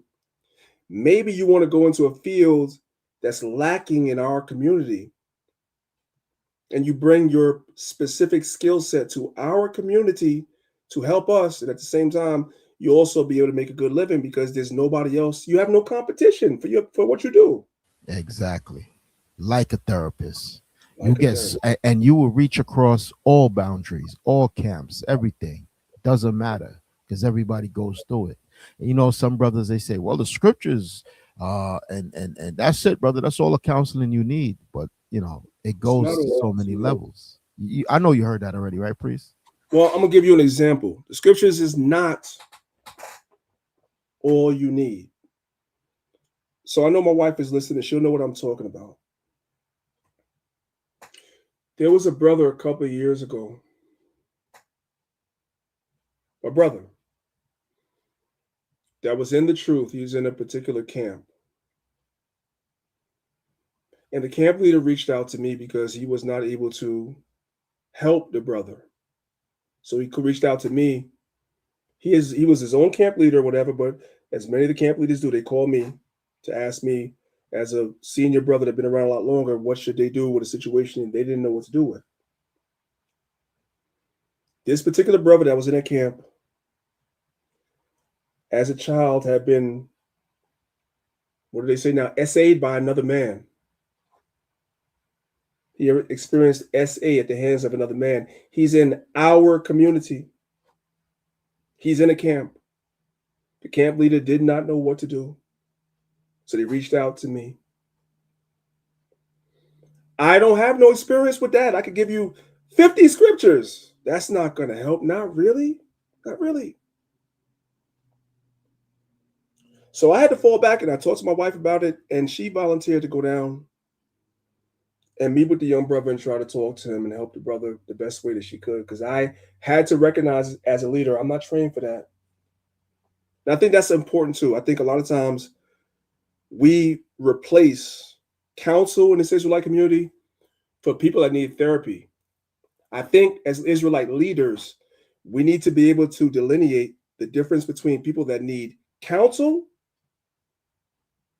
and people that need therapy.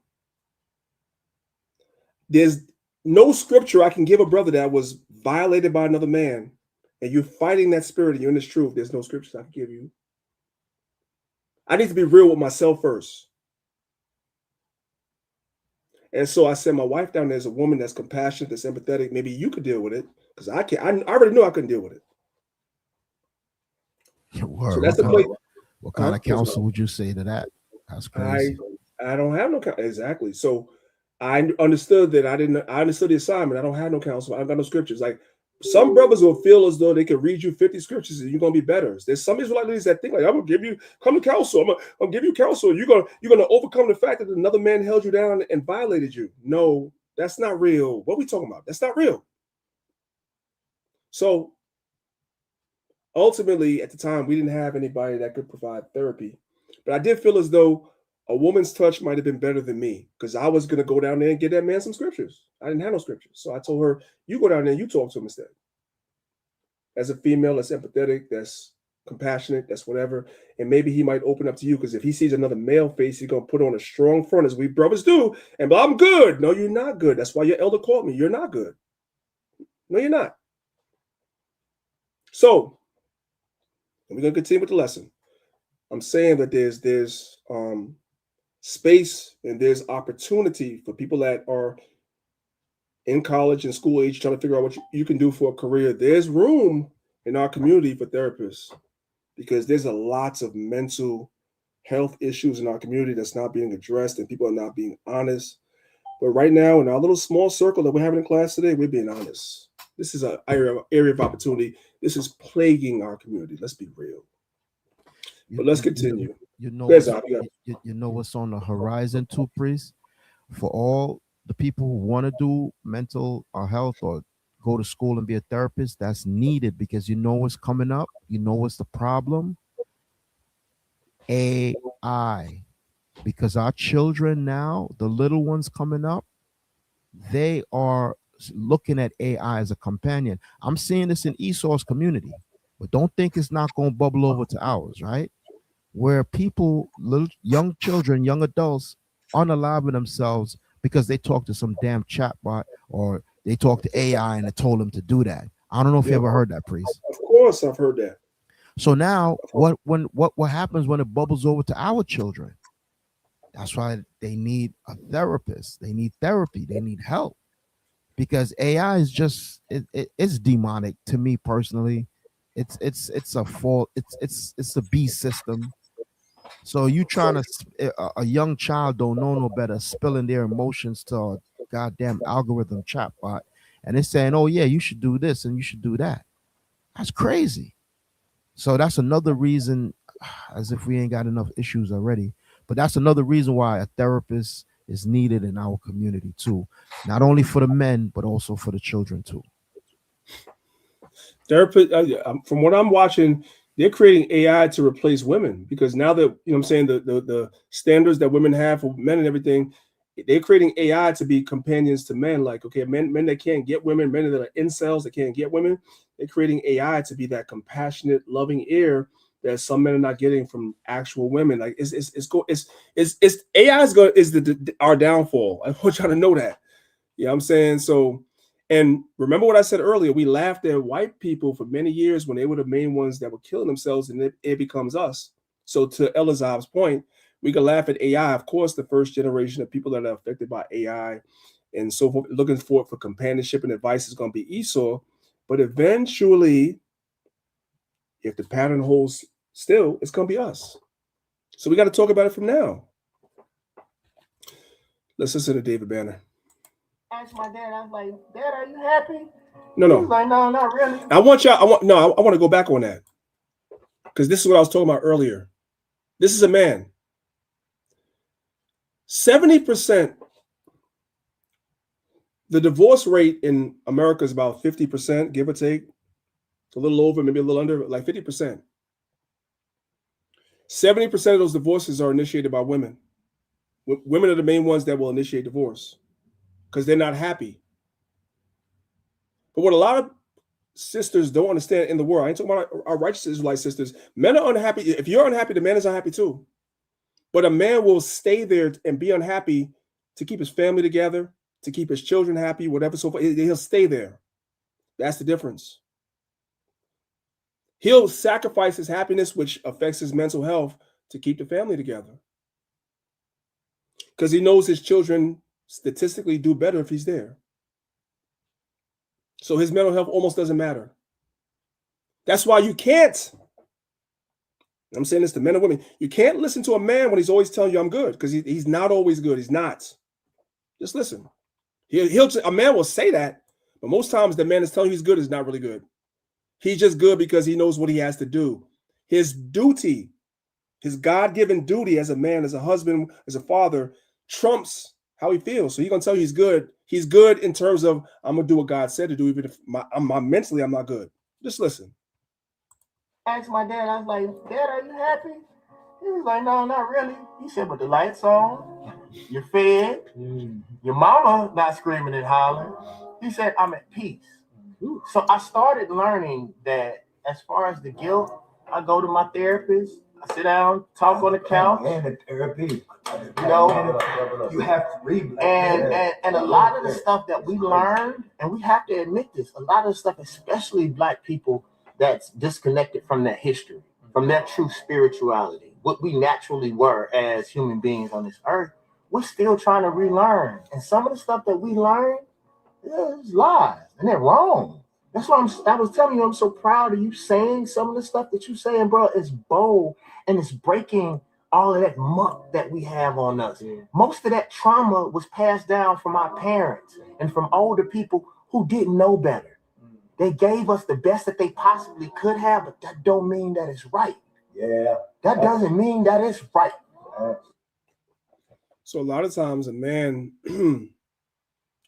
or men in therapy actually help, if they're getting good therapy, they help heal generational wounds. It's not one of the first things you have to acknowledge is that the older generations, they taught us, but everything they taught us is not right. Like in older generations, a man's mental health was almost treated as though just man up. And that's it. It's just man. It doesn't matter what you're going through. What you're going through is not important. It just doesn't matter. And that has yielded what is yielded in our community now. That's wrong. So we have to relearn that. Ask my dad. We're, because of technology, alone in a world full of people. So you guys are looking at the image on the screen. For those of y'all that are here, if you're on Clubhouse, come over to YouTube. You're missing out. It's a bunch of people in that room, ain't it? But at the same time, everybody's alone because everybody's in their phone. Nobody's together. You can be alone in a world full of people. Nobody's here anymore. That's social engineering for real. Phones really destroyed everybody. Look around you for a second. Nobody's even really here anymore. You could be sitting in a room full of people and still be alone. Everybody's trapped on their screen in a whole other world. Not talking, not communicating, not even living. Living through other people, looking at their screens. This is what the world's come to. We used to at least be able to sit in a room, communicate, build a connection. Can't even do that anymore.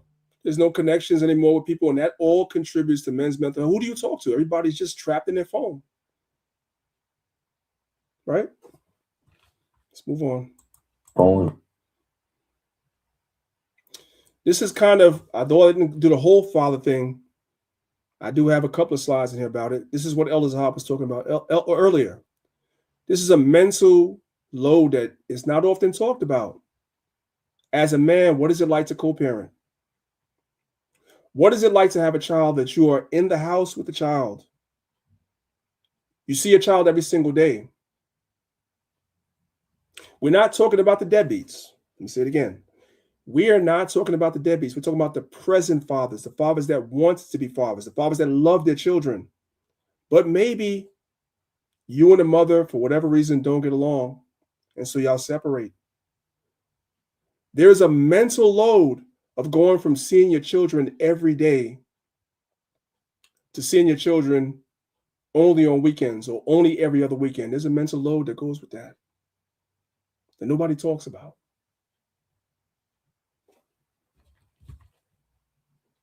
One of the hardest things to deal with as a man is co-parenting, because it's a major mental breakdown that you're going to have going from seeing your kids every day and being in their life every single day to you just not being around them no more, or not as much, I should say. But that's what it's going to feel like, though.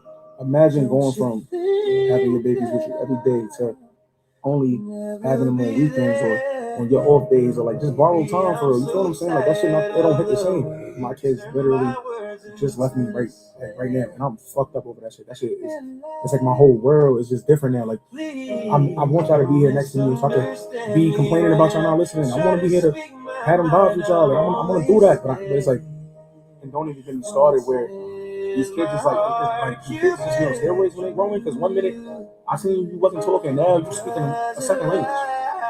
My son is 5 years old. He leave me for a week. Next thing I know, he's 16. I know I'm checking right now. My bad, but the way I was raised, I came from a 2-parent household, so it's like the last thing I ever thought I would be doing is raising my kids from some sort of distance. It's like society teaches you that all men are just deadbeats. That's not with the family, and it's not true. Sometimes the man is a responsible father, and because the relationship didn't work out, the other parent is bitter, and they use the child as a weapon. That's a conversation nobody wants to have. Nobody wants to have that conversation. The narrative just is painted that brothers just don't want to take care of their kids. There's a lot of brothers that want to take care of their kids and they can't. The court system is an impediment. The other parent is an impediment. And that takes a mental health load on a lot of men. A lot of men. I can honestly be transparent with y'all that happened to me. It's a mental load. And who do you talk to about it? Because society says that all men are just deadbeats. That's it. And it's not true. I can't explain to somebody what it is to go from being around your child every day to seeing them on weekends. It's no words for it. It's just, it's crazy. So that's what Zahab was talking about, the whole thing about Father's Day coming around. Those are conversations people don't want to have. They don't want to have. They want to have the conversation about the brothers that don't take care of the kids. Of course, we could have that conversation every day, all day. But what about the men that do want to be a father and they can't? The court says you can see them only on weekends. You can see them every other week. What about those brothers? What are they going through? Nobody cares. Nobody cares. Some brothers give up, man. And some brothers give up. They give up and they wait. If the Lord bless them with life, and later on in time the children grow up, then the son see the dad, and the son is like, why you wasn't there? Why you gave up? And mad. And then when they get older, the father could be like, sit down, let me talk to you. But sometimes it doesn't end like a movie, right? It don't end like one of them movies or whatnot where it all works out in the end. No, sometimes it doesn't. What if the father passes away? Then the child is like, damn, he wasn't there and he just didn't know. Now he's broken, and then the cycle starts. Yeah, man, it's crazy, Priest. It's crazy.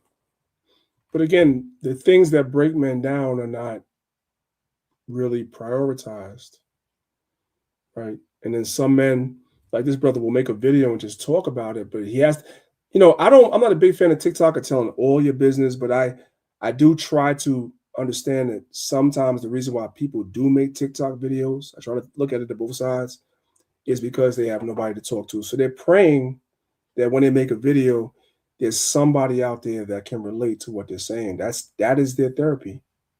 He didn't tear down whoever his co-parent is. He didn't tear her down. He didn't say nothing bad about her. He just had to get this off because there's a lot of men that can, a lot of good fathers that can relate to what he's saying. Like, I was with my children for the first 5 years. I was there I saw them every single day. And now I see them twice a month. That's devastating to a man. Who do you go to talk about that? Anyway, let's move on. Let's go to Proverbs chapter 25, verse 28.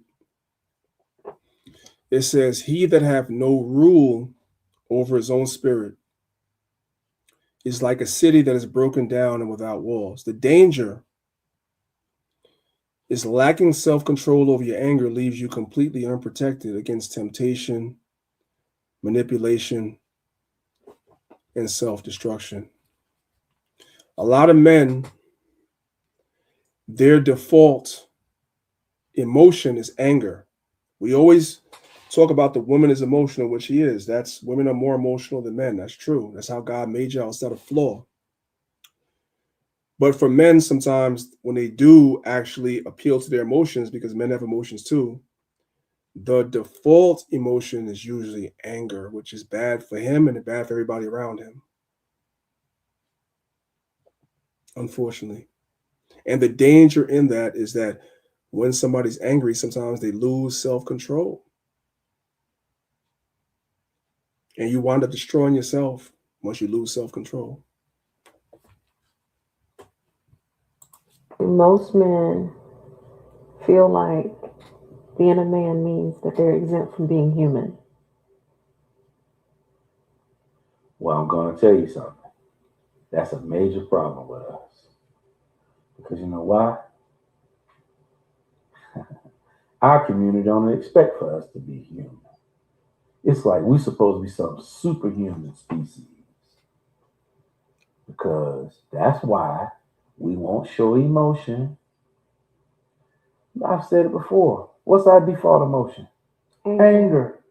You're confused, you get angry. You're hurt, you get angry. You get, I mean, most of the stuff that's on the negative side of the spectrum, you play it out through anger. That's the one emotion that seems like that's acceptable for us. Why do you think that is? Why do you think we're not taught growing up. I hate to say this, but this is gonna sound bad, but you see like the white families, not all of them, but some of them, and you see them, and they're all like, "Oh, it's okay, John boy." You know, dad's talking, mom's talking, and they're like teaching them that it's okay to like have emotions. You know what I'm saying? But we're taught. Like, I had a whooping, you done beat my ass, and you telling me to shut up and stop crying.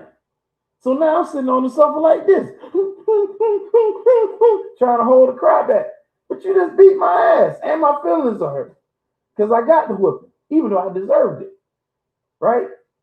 But I'm a kid, and I'm trying to, so don't be weak. Don't cry. Wipe your tears. Be a little soldier. Roll the shoulders back. Now I'm going to really come at you. So now you're taught like, okay, so now when you start trying to be vulnerable, and then some chicks be like, oh, you this old bitch, something like that. So that's what I was going to get at. Like, so wait a minute, I gotta be a bitch because I tried to show you some emotion. Do you feel like Black women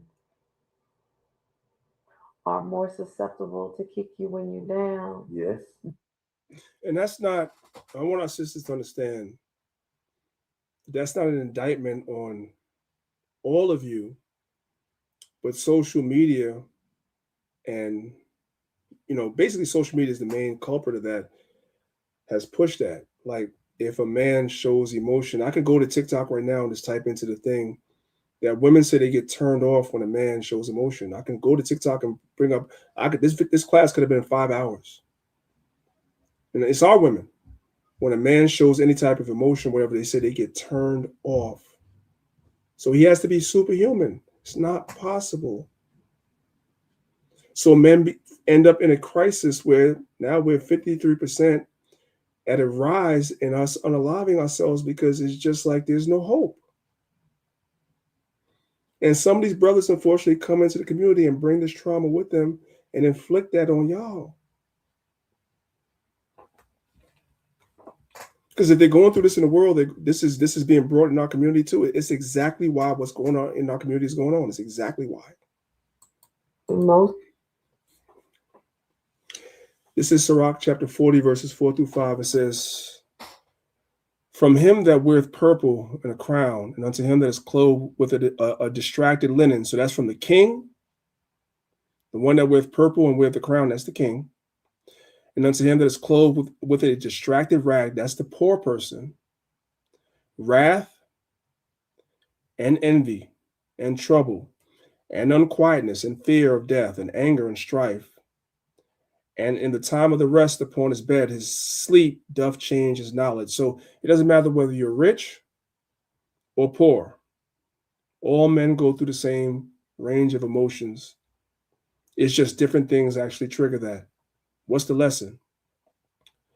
The dread of losing what you have or failing to maintain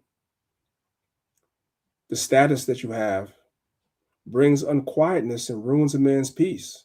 Sometimes it causes him not to sleep. When a man is accustomed to living a certain lifestyle, especially when he has a family, has a wife, he has children, and then something comes in to interrupt that, he might be laid off or whatever it is. He might get hurt on a job, he can't work, they're going on disability, whatever it is, that causes a man to lose sleep. If you're a king and you have a kingdom and another king is threatening to come and destroy your kingdom, that causes a king to lose sleep. It doesn't matter as a man. Men are fearful too. Just a lot of times there's no outlet to release it. If you release it to other men, they will perceive you as weak. If you release it to a woman, she'll perceive you as weak, or in some cases, it'll turn her off because you are her source of strength. You're not supposed to be weak ever. And she looks at you like a superhero. And that's not to knock women. That's just what it is, though. Sometimes she admires you so much, you're never supposed to be weak. You're never supposed to be down. You're never supposed to have a hard time. You're never supposed to be sad. She's not bad for feeling that way. That's just how she admires you that much. But you are human at the end of the day, whether she acknowledges it or not. And when you hit a hard space, sometimes you lose her with that. So it's tough. Not so much for us in the truth. I think our sisters in the truth as Israelites, they'll stick with us. But in the world, not so much. There's a perfect example that we're watching right now for those of y'all that are watching the news, and that's LeVar Ball. If you follow basketball, you know who LeVar Ball is, right? He has 3 sons. 2 of his 3 sons are playing the NBA. They came from nothing. He established that family and made them rich, came out with the big baller brand and was pushing them and was predicting his sons were going to play in the NBA when they were in high school. And nobody knew who the Ball brothers were. And 2 out of his 3 sons play in the NBA. They're multimillionaires. He created generational wealth. And his wife came down and fell sick a few years ago. And he stayed with her and nursed her back to health. Stayed with her. And now the tables have turned. Now that same wife that he nursed back to health and gave her the world is divorcing him because he's sick now. They just amputated one of his legs. He just got an amputation from one of his legs. And he was rewarded with his wife saying she's leaving. The wife he nursed back to health is leaving him because he's going through a health problem right now. That's what the world gives you as a man. That's what it gives you. I'm not talking about you sisters in the truth. So nobody should be offended. I'm talking about in the world. That wouldn't cause a mental health crisis for somebody. If we find out tomorrow LeVar Ball is going through a mental health crisis, we wouldn't understand. You literally nursed your wife back to health when she was about to die. And now you're going through a health crisis. She said, I want a divorce. Let's watch the video.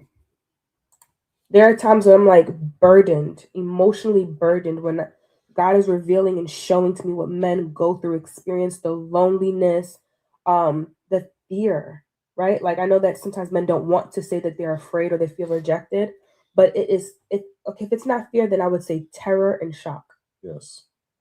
I cannot even, I don't want to talk about it too much because I might end up crying, but that is how it feels. Knowing that men sometimes feel terrified when they have they recognize, if I don't make this work right now, there is no one to save me. He didn't make it work. He lost his leg. His wife said, I'm leaving. I don't care that you nurse me back to health. I'm leaving. That's terrifying. When a woman says that, she can get government assistance. She can go to her sister's house and not get judged. She can crash out at somebody's place for years and it be understood. But when a man says he has nobody, he has no one. It is different. And from that, I also began to learn more about what a healthy man looks like. So this is why I'm successfully single. Because now that I understand what a healthy man looks like, it's almost like a catch-22. It's like I know too much now, right? So I know a little bit too much. And one of the things that I will say that I've put out there, and I will say, of all the things that's on my list, and I have 5 things on my list that I want from my man, one of them that is crucial is that he must have a mentor. So unfortunately for the sister, if y'all caught that, this is a sister that understands what men are going through, and she's able to recognize what men are going through, and she recognizes that most men are in a mental health crisis. She can't find a husband. The majority of women will marry a guy thinking he's good because they can't recognize the signs and find out that that man is in crisis after you're already married. She's in a different situation. She actually studies men. She's empathetic towards men. So she recognizes that most men are in crisis. Most men that she's interested in are in crisis. And I'm telling you, sisters that are, especially for those of y'all that are within the sound of my voice that are interested in getting married in the future, most men and most men in the Israelite community are in crisis, whether they tell you or not. And that's not to tell you not to get married. It's to tell you that you need to be prepared to roll your sleeves up and go to work and help him through that. And be understanding and empathetic because most men are in crisis. Watch this. Most women are in crisis too. Y'all in crisis too. Just wait till y'all mental health month. Well, we'll talk about it. Y'all in crisis too. It's about coming together, especially in this truth, applying the scriptures, being able to recognize the warning signs and working on them. We have an advantage in this truth because we have the Bible. So we can recognize certain things that people in the world cannot. Let's continue. This brother got bars, man. This is Proverbs 29, verse 25. It says, the fear of man bringeth a snare, but whoso putteth his trust in the Lord shall be safe. What's the lesson? Being overly consumed. Now, we talked about this all class. Being overly consumed by what others think about you or the fear of failing in the eyes of society is a trap that locks you in place. Recognize, and of course, you have problems. Everybody else has problems. Just don't let those problems consume you. Don't let those problems become a snare. With that being said, this brother's spitting bars. Let me turn the volume all the way up so we can get these bars. Let's go. So do black men need therapy? Word. They say black men need therapy. I'm really asking if you care for me. We say we don't need help, but would you actually be there for me? We'd rather keep it inside as a secret. Y'all wouldn't peep it half the time. We be hiding our demons. See, when you young, the streets say if you cry, it's a weakness. Now, if you see it long enough, then you liable to teach it. That trauma disguised as a puzzle to hide all the pieces. We've been through a lot. You ever told someone you good, even when you not? Father was vacant, mama was raped in, trials, tribulations, wild situations, child molestation, afraid if you open a loud conversation, someone gonna judge you, they undermine you, no one gonna love you. That girl you crushing on won't wanna touch you. They think you soft, they just don't know. Instead of seeking real help, you play it solo. See, if I try to hug my mans, they gon' say no homo. Yeah, if I try to hug my mans, they gon' say no homo. I ain't got nothing to add to that, because that sums up the whole class. And that's somebody that's not the truth, just crying out and telling you exactly what it is. Social media is the envy amplifier. Now, I'm not going to front. This guy looks a little sweet. He looked like he got a little sugar in his tank, but he's not wrong. I included him because he's not wrong. Social media is the envy amplifier. Literally the catalyst that causes a lot of problems, that makes people feel like they don't measure up, which is why there's a 53% spike in our community, because our people are addicted to social media. That's all I'm saying is notice the power of the unfollow, the block, the mute to improve your mental health. What we don't talk about is social media unlocks and explodes comparison in the most insane way. It's the envy amplifier. Has us wanting things we didn't even know we wanted.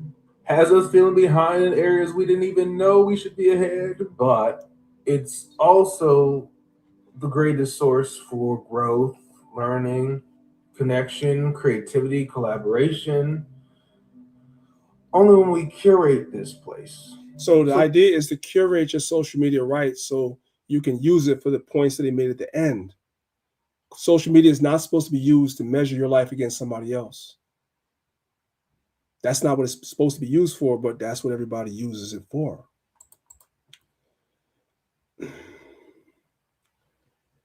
Now, I want to say this because I've been talking about this in class as well earlier. And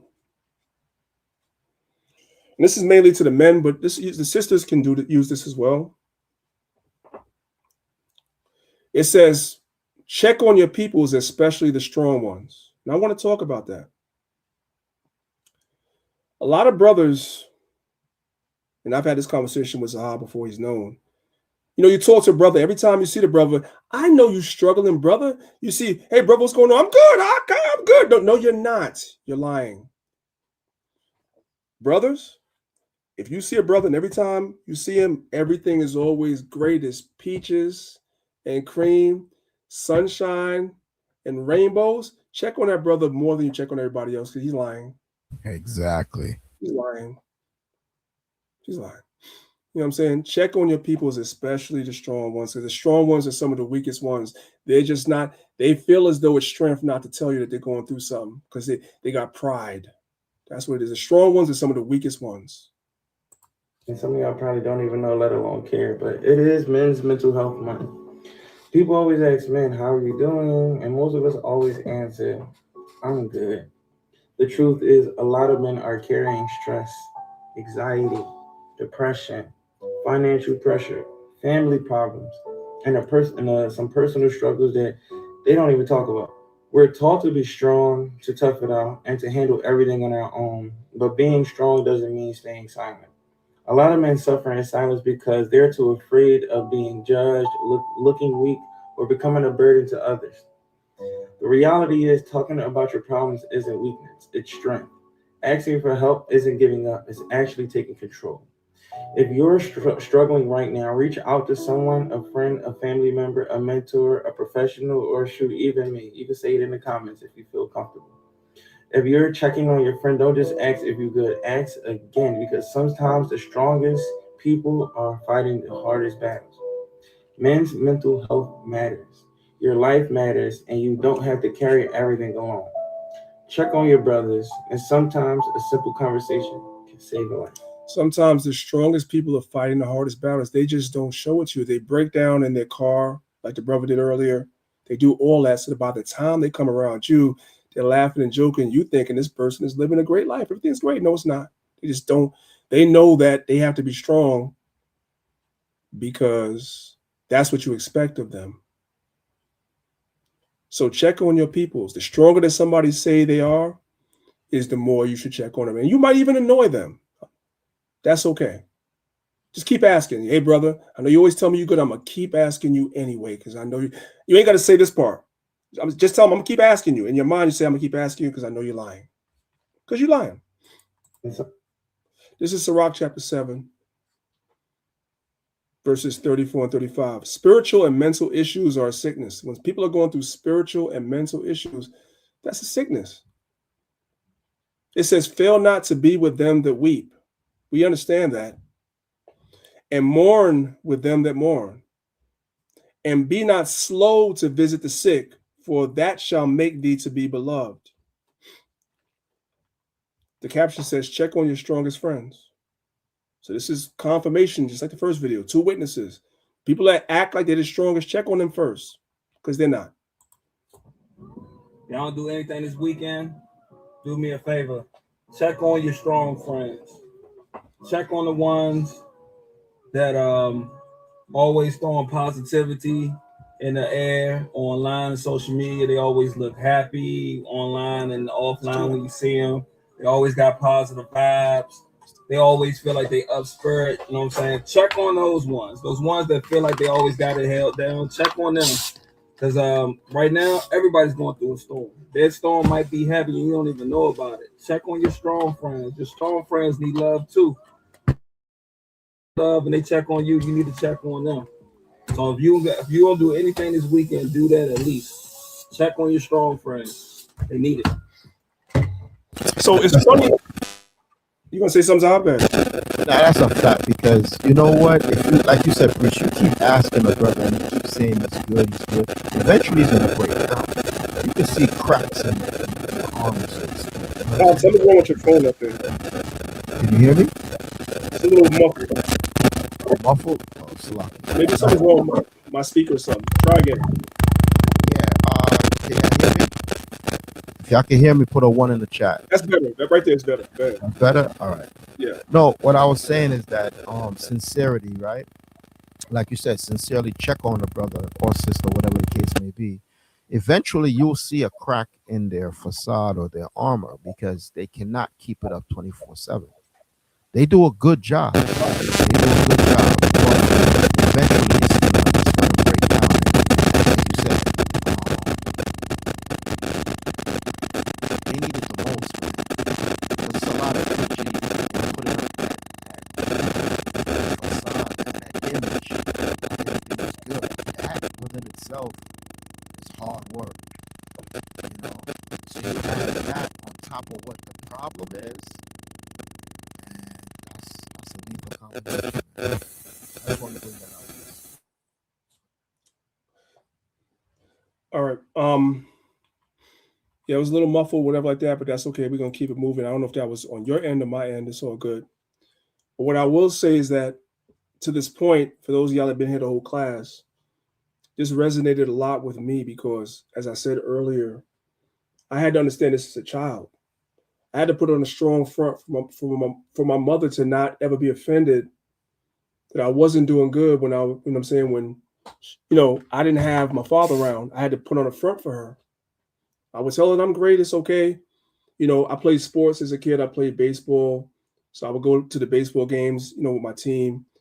And everybody else, their father was there to root them on when he was playing them. I didn't have a father to root me on. You know what I'm saying? So I felt the way. My mother came to some of the games, but it wasn't the same. And it's not a knock to you sisters. That's why God gave people 2 parents. There's certain nurturing things that we get from a mother that we can never get from our father. And there's certain things a child gets from their father they can't get from the mother. And you should be okay with that. I'm okay with whatever I can't give a child as a man that the mother does. I'm not jealous of that. I'm not envious of that. I understand that there's a certain nurturing that a woman can give a child I can never give her. I don't give a damn. You grab a baby and the baby's crying or whatever like that, and then you hug the baby, you rub it back. It doesn't feel the same coming from me as it does from mommy. Just don't.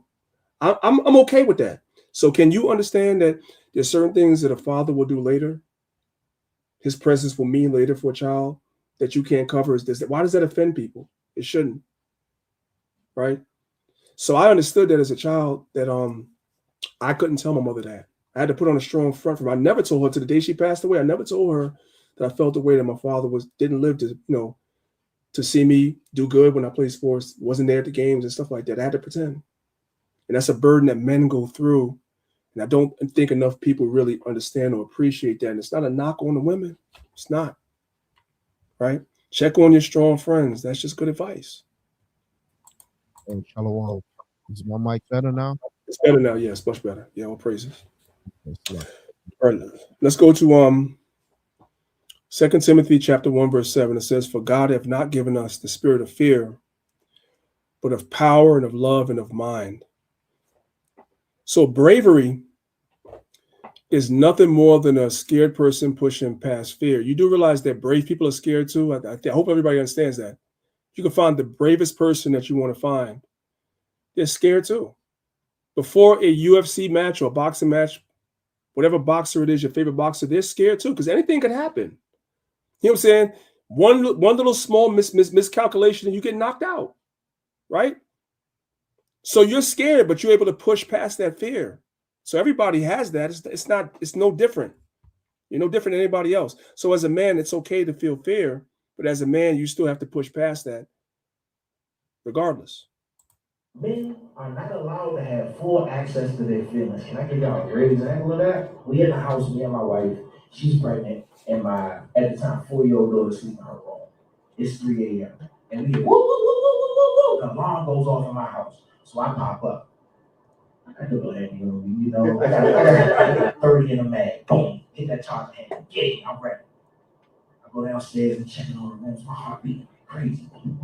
I check the living room, good. I check the kitchen, good. Walk into the basement, man. My finger trembling a little bit. I'm gonna do what I gotta do. I go to the basement, I pick around the last corner. The wind opened the door to the garage, messed up the sensor. Closed the joint, locked it. Whew. Sat down for a little bit, let my nerves chill. I said, wait a minute, I just realized something. Fear is a human emotion. Fear is a natural human emotion. If I put you in a hot room, you want to sweat. If I put you in a cold room, you want to shiver. If I put you in a room that's anxiety producing, you want to have anxiety. If I put you in some scary shit, you're going to be scared. 2 of us were scared that night. Only 1 of us had permission to feel that. My wife laid in bed. She was in bed. I couldn't be afraid to the point of inaction. Because if all of us were murdered in that house, and Fox 5 came in, first thing people would have said, why he didn't protect his family? Why he allowed those things to happen to him? What happens to a human being who's not allowed to feel the full scope of their emotions? How does that work? How do you function? How do you grow up from 1 to 5 being the joy and apple of your mama's eye, and as soon as you become a teenager, the issues that she may have with other men, you represent that now. She could grow to resent you just a little bit. Or maybe your father wasn't there. Or maybe he wasn't hugged enough as a child and told that he was handsome, and told that he was smart, and told that he was capable. But the world around him told him he wasn't shit, so he absorbed that. That became who he was and how he felt about himself. That pours into you too. Nobody in this room is who they are by chance. I don't feel a need to comment on that. I think that's self-explanatory. Men, because it is. As a man, you have to recognize your fears and just overcome them. As men, as fathers, I think the one thing that we can do more of is admit that we have fears, admit that we can be afraid of things. And whether that's afraid of failing or afraid of even trying something, or just having fears of not knowing all the answers, or not being able to be there for our families at all times, could ultimately help us kill the fear that we're experiencing. One of the tools that I've recently equipped for myself is that whenever I feel something, I tend to not ignore it, because the faster I can recognize the feeling that I'm experiencing, the faster I can work through it and have it pass. It's good advice. I have nothing to comment on that either, right? Guarding your mind is essential. This is Proverbs 4:23. It says, keep thy heart, which is your mind, with all diligence, for out of it are all the issues of life. So this is that sister that was earlier, and the caption says, and it goes back to what we were talking about earlier. It says, "Black man or Israelite man, when was the last time you felt safe enough to fall apart?" For most men, they never feel safe enough to fall apart. Even in their own company by themselves, they don't allow themselves that moment. They feel it, but they just don't allow it. And that's where this mental health crisis comes from. And it manifests itself in many other ways. It manifests itself in our community today. Because that programming is still ingrained in all of us. Call me a pick me. I don't give a fuck. But I'm going to do day 5 and day 6 at the same time for Men's Mental Health Awareness Month because I missed yesterday, taking some time for myself. But again, we're going to be honest about something today because I want to be honest about some things. I don't think that Black men are afraid to cry. I think a lot of Black men are afraid of what happens after they cry because who's going to hold them?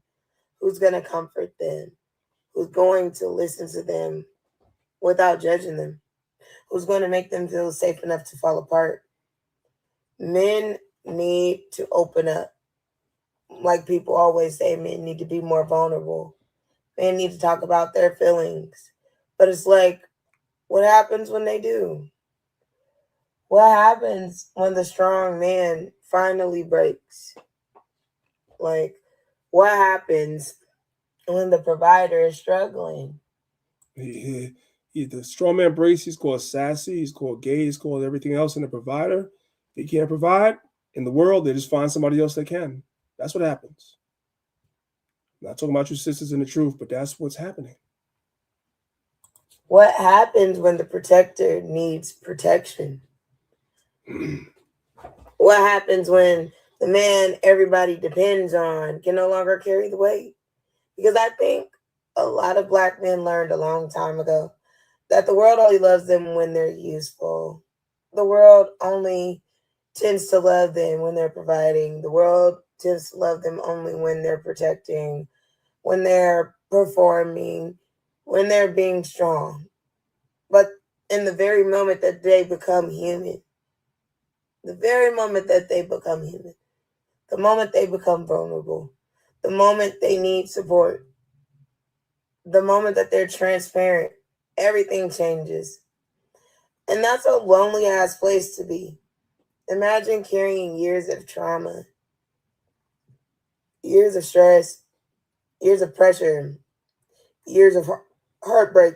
Excuse me, I got the hiccups. Years of responsibilities, years of pain, years of expectations, years of being let down, years of not being accepted for who you are and feeling like there's nobody you can safely put it down with. Not because you don't want help, but because you don't trust that anybody will stay once they see how heavy it really is. And then, I think that's why so many Black men suffer in silence. Not because they're weak, not because they don't care, not because they don't have emotions, but because they've spent their entire lives being taught that their pain is theirs to carry alone. So today, I want to ask Black men something. When was the last time you felt safe enough to completely let your guard down? Not strong, not tough, not any of these things, you know what I'm saying? Not okay, just human. So let's talk about it. Call? Yep. This is Isaiah 26, verse 3. It says, "Thou wilt keep him in perfect peace, whose mind is stayed on thee, because he trusteth in thee." This idea of a man expecting, because I hear it a lot now on social media, that a man is looking for a woman to come in and be his peace. No.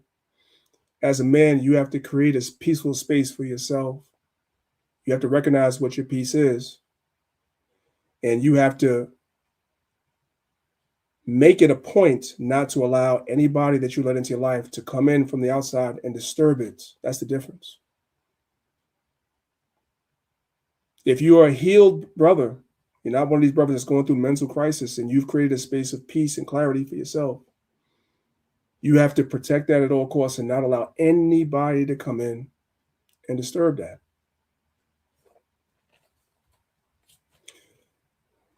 They're saying that more men are now dating for peace than beauty in 2025. So before, a man was always, because the scriptures are there, the man loves beauty more than anything else. That's number one. But it's so bad out here now. The mental health crisis is so bad. A lot of men have been like, you know what? I don't care about beauty anymore. The person I let in my life, are they going to be peaceful? I'm already fighting all these demons. The person that's in my life, are they in my life, and are they going to continue the peace that I've created for myself? The world has changed. It's shifted. They're saying that more men are now dating for peace than beauty in 2025. 95% of men say they're prioritizing their mental health, and it's reshaping how they date. The $90 billion men's self-care industry isn't just about fitness and skincare anymore. It's about choosing partners who bring peace, not pressure. Today's men. So if you're a woman that's not married, you seek to be married, you got to examine yourself, because more and more now men are requiring that you come in and be peaceful, not combative, not argumentative, not toxic, because you are also suffering from mental health issues that you have unresolved as well, because we all have them. But even if you have those, just like he has them, you're coming in and you guys are creating a peaceful environment for you both. And you guys are helping each other through whatever your traumas are. And you guys are also getting therapy or whatever is needed to fix that. If you're not doing anything, it's going to become harder and harder for you to find a partner. The longer that we're in this captivity, that's the way it's trending. Aren't just chasing beauty.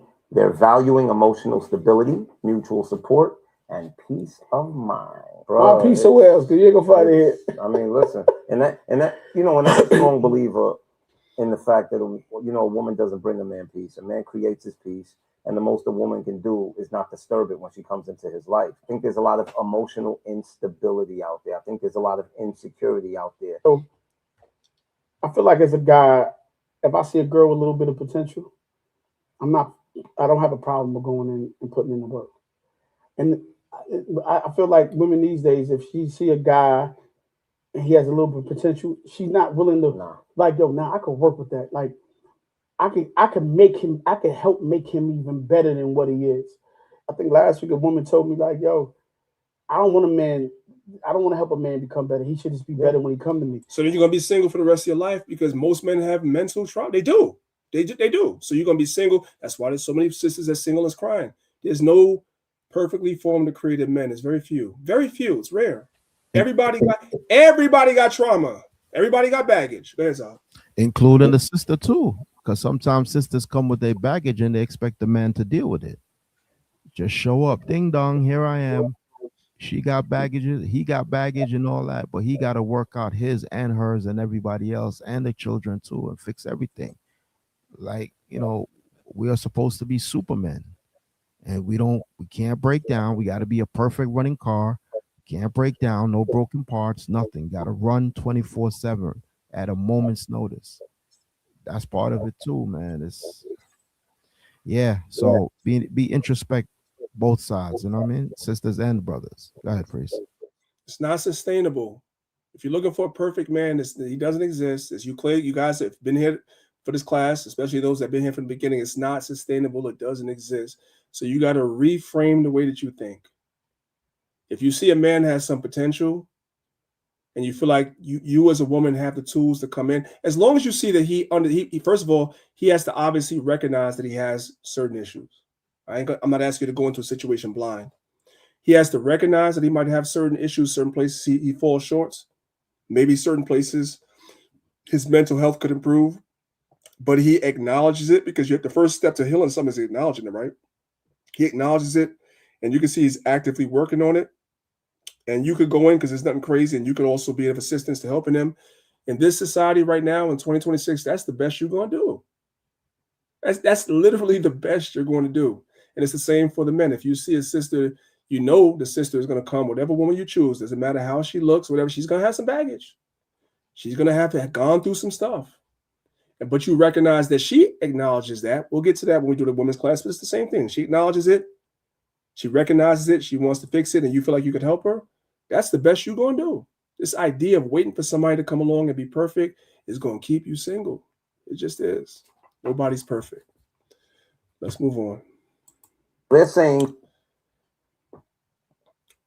Peace for men sometimes, and I preach this to women all the time. Some sisters get it, and some sisters don't. But I'm especially speaking to women that are in relationships. Peace sometimes for a man is simply just leaving him alone. And you get in your emotions and feel like as though he doesn't like you, doesn't love you, wants to be left alone. No, it's just men and women are different. The most successful relationships that people can have is to recognize the differences between men and women, men to recognize there's certain differences between you and a woman. You as a man, your emotions are a little more secondary for you. Women's emotions are a little bit more primary for them. If you want to have a wife, you have to deal with her understanding that sometimes she's going to act and filter things through her emotions. If you can't understand that, you should stay single as a man for the rest of your life. Because that's just how women are built. It doesn't make them bad or less than. That's how they're built. You want a wife, you must make peace with that. Sisters, you must make peace when your husband wants to be alone. He doesn't want to be bothered. You know what I'm saying? He steals away, whatever. And not him say he don't love you. That's how sometimes some men deal with their situation. They had a long day at work, whatever the situation might be. He might just go amongst himself for a little while and get it together. That's nothing. Sometimes that's how a man regulates his mental health, his emotions, by sometimes just being like, you know what, leave me alone for a while. It's not an insult, sisters. You want him to understand your emotions? Okay, cool. So I'm telling you, you got to understand how he operates. Him telling you he wants to be by himself is not an insult. Doesn't mean he doesn't love you. None of that. That answers a lot, especially if a brother come home from work and he's just sitting in the car for a minute. He's just trying to get himself together. You know what I mean? We got a class for that for our academy. We got a class in our women's academy, because the women's academy is coming. I ain't want to go right there. Women's academy is coming, and I went into all of that, man. You sisters that your husband comes home and he sits in the car outside for a little while. You got to look in yourself. You got to look at yourself. But we ain't gonna do that today. Exactly. The brother, that don't mean he don't love you. You don't know what happened at work. You know, you just don't know. You don't know. And you come in. He come in the house. You're not gonna give him no room. So he takes his own room and sits in the car outside before he comes in, because he knows that if he comes inside and be like, I need a few minutes, you're going to get offended.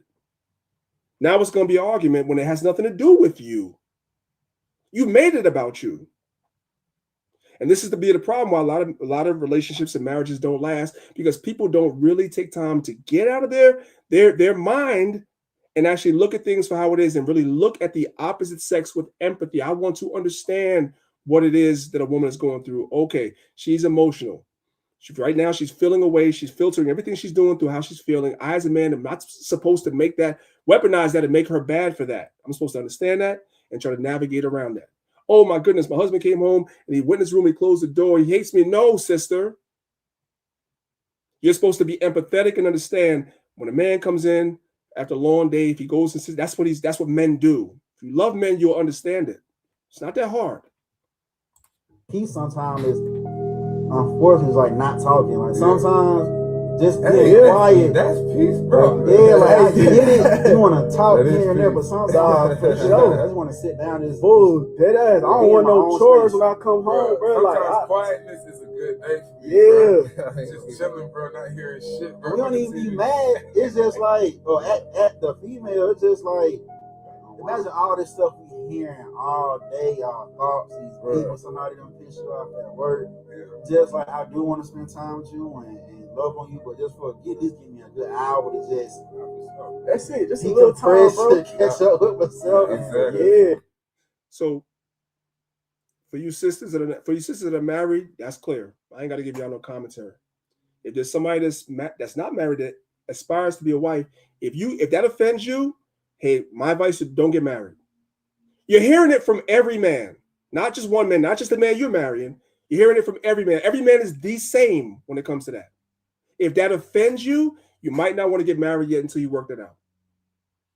Because your husband's going to be like that too. And what it saves you from is that man is regulating his mental health. He's getting his thoughts together so that whatever happened out in the world, whatever beat him down outside, he doesn't take it out on you. That's what he's supposed to do. He doesn't want to take it out on you. Men regulate their things differently. Learn to understand it. Now, warning, the following may be offensive to some. I don't care. For you men, I'm not trying to give y'all no crutches. Y'all walking around on crutches. I don't want y'all to mistake peace for avoidance.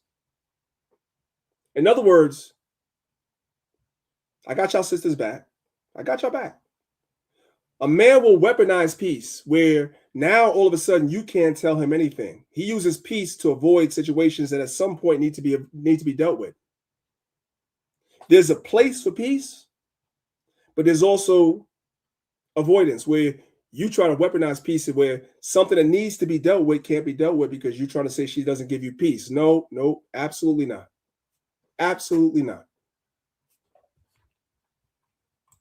Okay, fellas, let's talk about it. Not everything we call peace is actually peace. Sometimes it's just avoidance dressed up as maturity.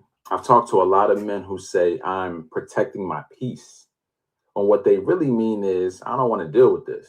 So instead of addressing hard conversations, we go quiet. Instead of setting So you might be a man dealing with a mental health crisis, and your wife is trying to talk you through something, whatever like that. You just tell her, just give me peace. No, there's a point where something needs to be done. You're avoiding something. There's something you're avoiding that needs to be addressed. And as your wife, as your helpmeet, she sees it. And who better to bring it to you than your wife? And you try to use peace as a weapon. Everything in life is a balance, y'all.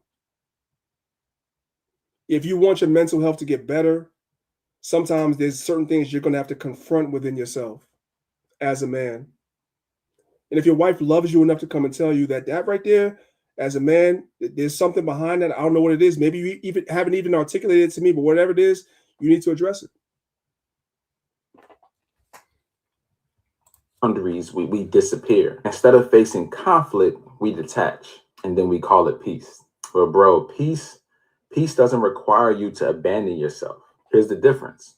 Peace brings clarity, honesty, and alignment. You feel settled. You feel more grounded. You feel whole, even when things are hard. Avoidance brings temporary relief, but long-term anxiety. Things stay unresolved.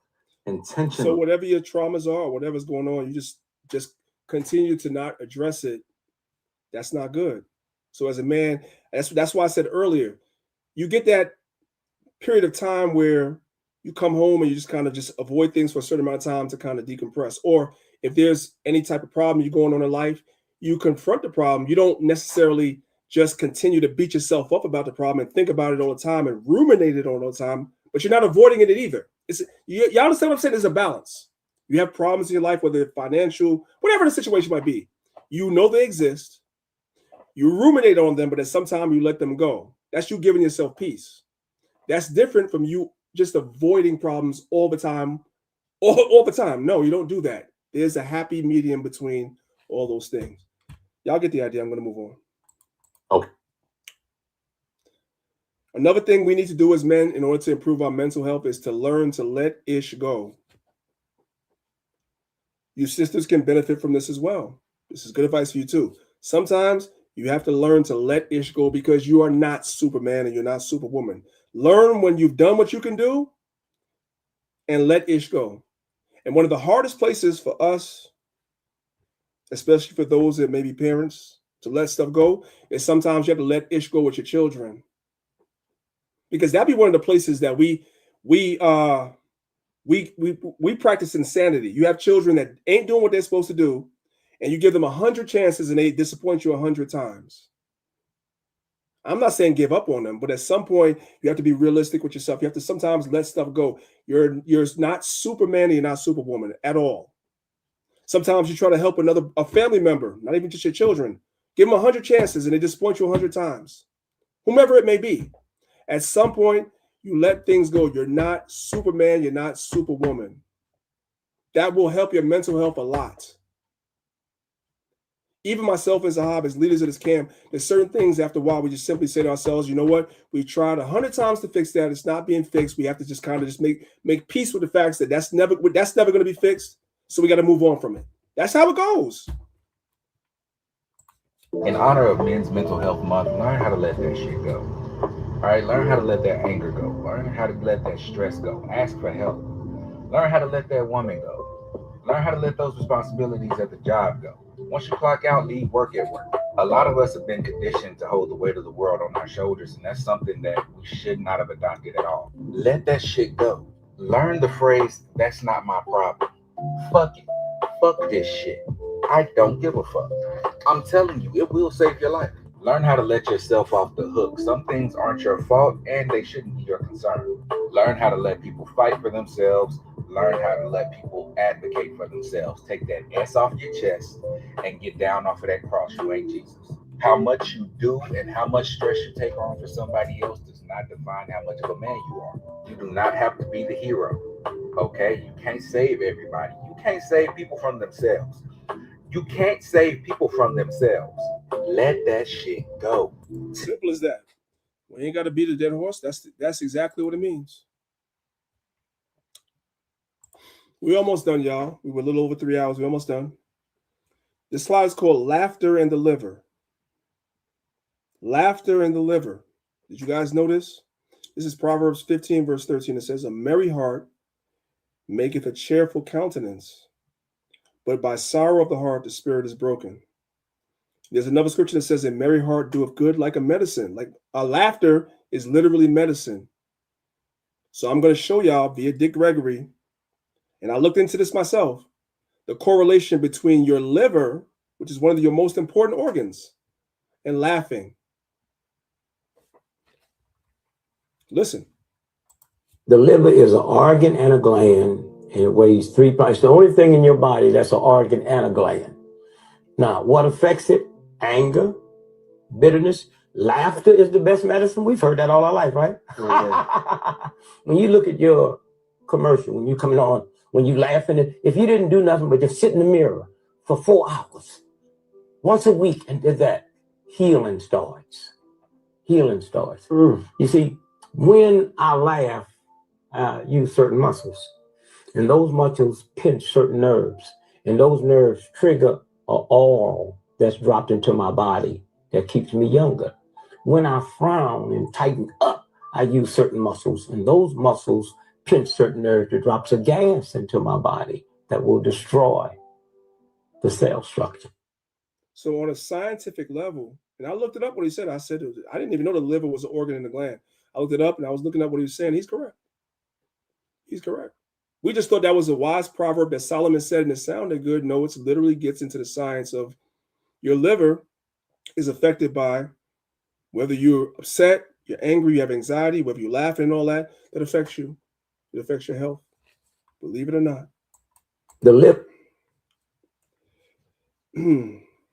Proverbs 27, verse 17, it says, iron sharpeneth iron, so a man sharpeneth the countenance of his friend. Men need to learn how to be better friends to each other. I think one of the main reasons men struggle with mental health is because we never learned how to actually be friends to one another. I remember a few years back, I had a conversation that changed how I thought about this completely. I asked someone who tends to study this at a high level, why do women handle stress and mental health better than men overall? And he said one word, which was friendship. Kind of broke it down like this. So imagine you and your boy, you work out together 3 times a week, right? And every session, you spot each other, you push each other, you talk the entire time. And the whole time, you think you know what's going on with him. And then one day, he just stopped showing up. No explanation, and you assume that he just got busy. Then months later, you find out that he was going through something serious the entire time, and never once he felt that he can bring it to the gym. That's literally us men in a nutshell. That's exactly how we tend to move, because we come together to distract, to decompress,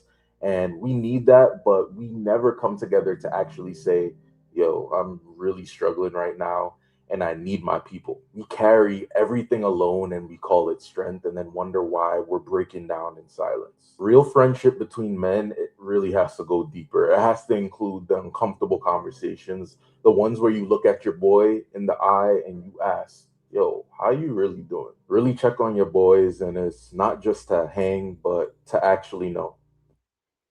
And I don't really have much commentary on that except to say I know that what he said is 100% facts. Like men will be in the gym pushing each other, laughing at each other,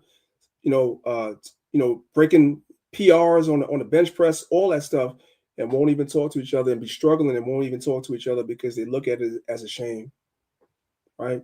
They look at it as a shame. And we as men, we have to change that because we've been conditioned in society that that's what men's friendship should look like. We just have to prove to each other that we're strong. That's it. And then you wind up with a mental health crisis that we have right now. And then you wind up with a 53% spike in our community of us unaliving ourselves. And it all makes sense. It all makes sense. I think I'm going to skip that. So we're coming to the end of the class, but I want to show you guys something. The greatest of us go through this. This is King David, Psalms 38, verse 6. It says, I am troubled. I am bowed down greatly. I go mourning all the day long. So David struggled with ups and downs. I don't want to say mental health issues, but just he struggled with things in his mind. David is one of the greatest amongst us. Elijah, 1 Kings 19, verse 4. But he himself went a day's journey into the wilderness and came and sat down under a juniper tree, and he requested for himself that he might die. So he asked the Most High, kill me. That's how stressed he was. And said, it is enough. Now, O Lord, take away my life, for I am not better than my fathers. The difference between what Elijah did and what a lot of our men are doing now, he asked the Lord to take him out. A lot of our men are doing it themselves. So this feeling of just overwhelming pressure is not new for men. This idea of men not expressing it is not new because we see it in the scriptures. They express it.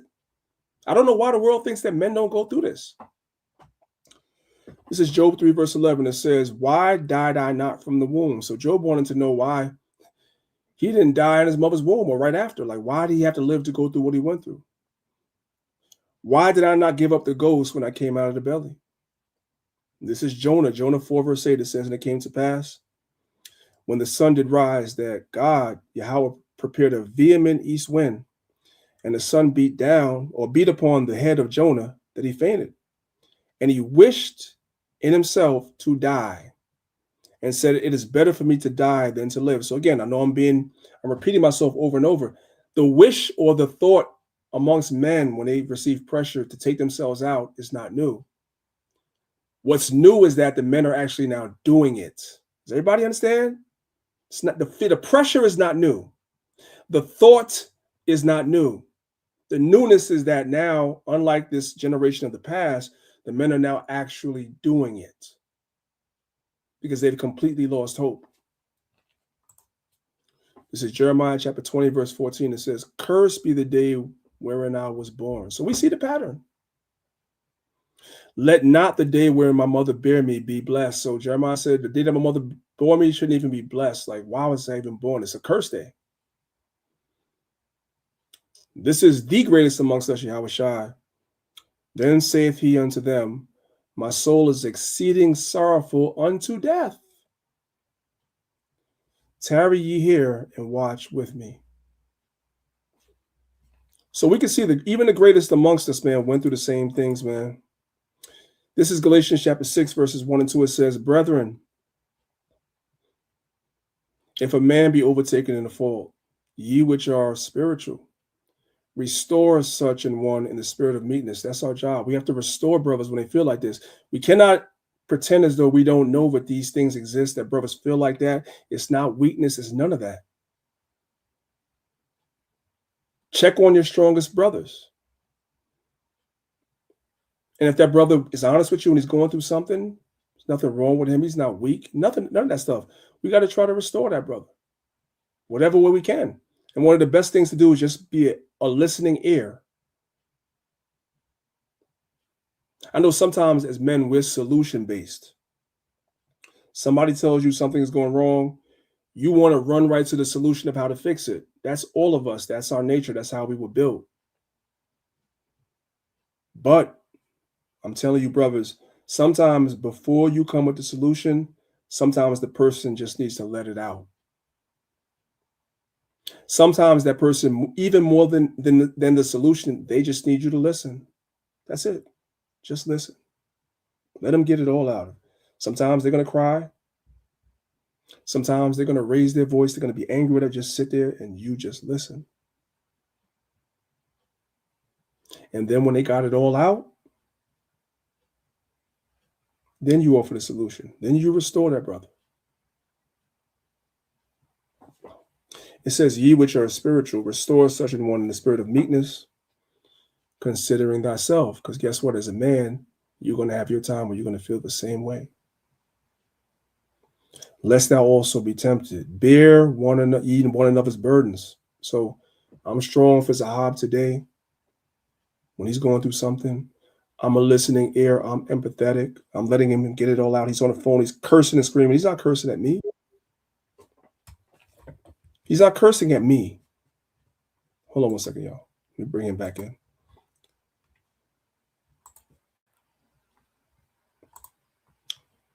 He's not cursing at me, right?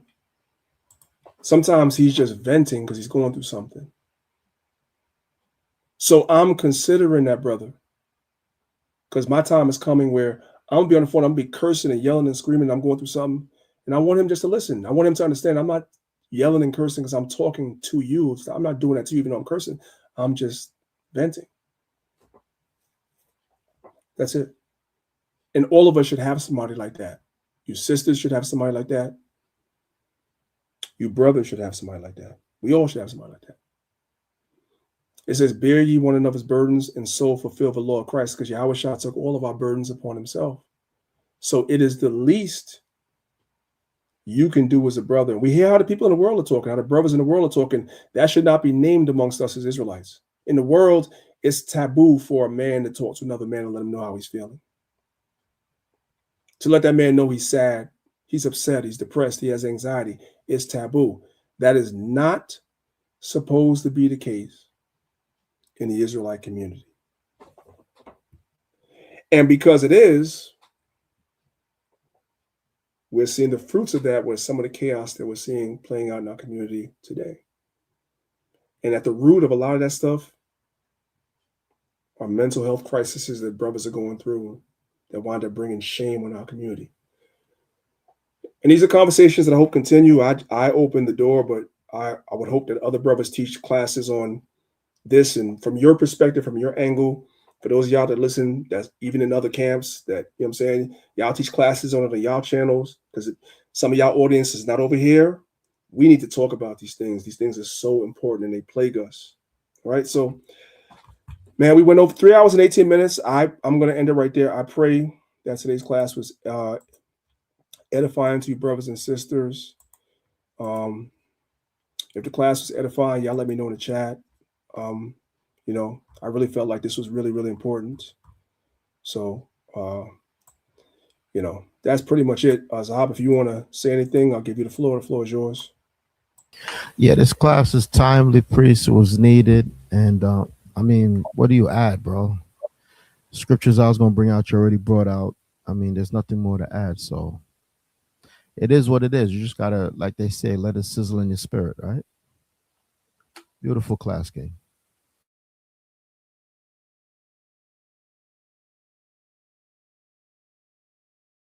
All praise to the Most High. I appreciate y'all. I've been over here struggling with this computer, man. I'm on my laptop is acting crazy. My desktop is acting crazy, but that just may mean that the enemy didn't want this class to come out, but I felt like it was needed anyway. So I fought through it. All praise to the Most High. I don't really have too many announcements right now. We're in the middle of June going into July. The Feast of Tabernacles is coming up, so we will be making the flyers were made this week for our camp, so we will be posting those soon. And I did a promise that the academy was coming back in the summer, but it's probably going to come back in the fall. I've been working really hard on that, so you guys are going to see a lot of great things from that in the future. So just look out for that. Let me go ahead and put the banner back up real quick before we go. We appreciate everybody that's been donating to the camp. For those that have not donated to the camp and want to, the information is going across the screen. Just go to our website, and the different ways to donate to the camp is there. We appreciate everybody that does. It definitely helps us 100%. If I could, priest, brothers and sisters, when y'all share this video, right, or replay it, leave a comment on YouTube, not in the chat right now. Leave a comment on YouTube because it helps. The more interaction we have, it's good for the algorithm, and the video goes out more. So replay the video and leave a comment in YouTube, in the chat, not in the chat, but on YouTube. Leave a comment, whether you agree, disagree, or whatever the case may be.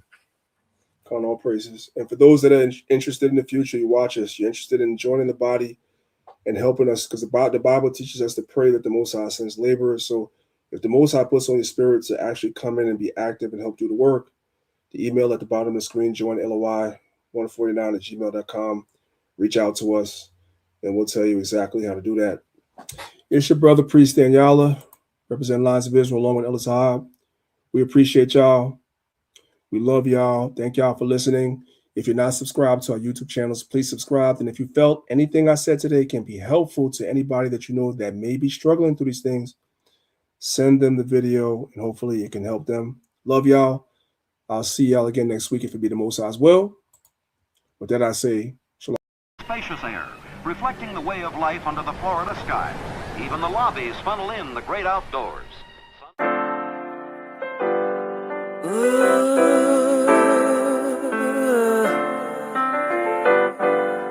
Chosen. I was set apart for God's use. Chosen.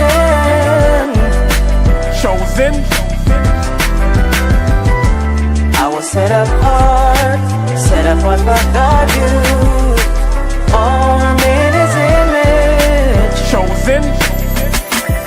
They say the chain of Shaitan is not that strong. They say his time is running out, he ain't got that long. They say murder, murder, kill, this is not that song. Said I won't amount to nothing, they got that wrong. Cause I was set apart and I was shown the light. And if I get the kingdom, I'll be clothed in white. 1/3 will be delivered and the rest were blinded. Their fate is set in stone, what you ain't read the fine print? Christ is gonna give a crown to us. In the end we'll have the nations bowing down to us, with their faces to the ground to us. It's the truth, as crazy as it sounds to us. Jacob forever rules, and we're his precious jewels. Showed us love and patience, put us above the nations. And that's the gospel, thank God for choosing me. Bad news for you, it's really good news for me. I was set apart for God's use. Chosen.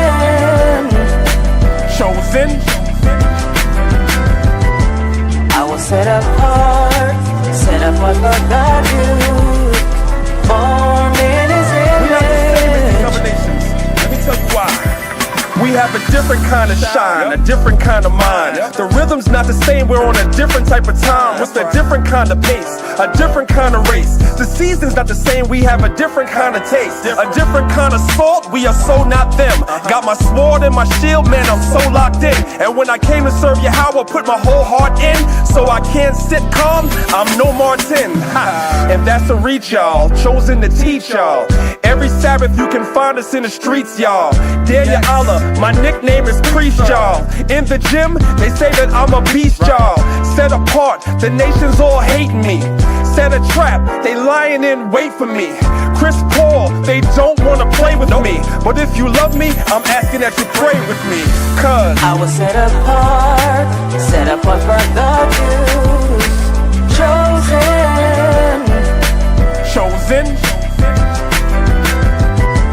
I was set apart for God's use. Formed in His image. Chosen. And thou art an holy people unto the Lord thy God. The Lord thy God have chosen thee to be a special people, chosen above all people that's on the face of the earth. That's Deuteronomy 7:6. That's you, black and Latin man. Chosen. That's you, black and Latin woman. Yeah. But we the chosen. Chosen.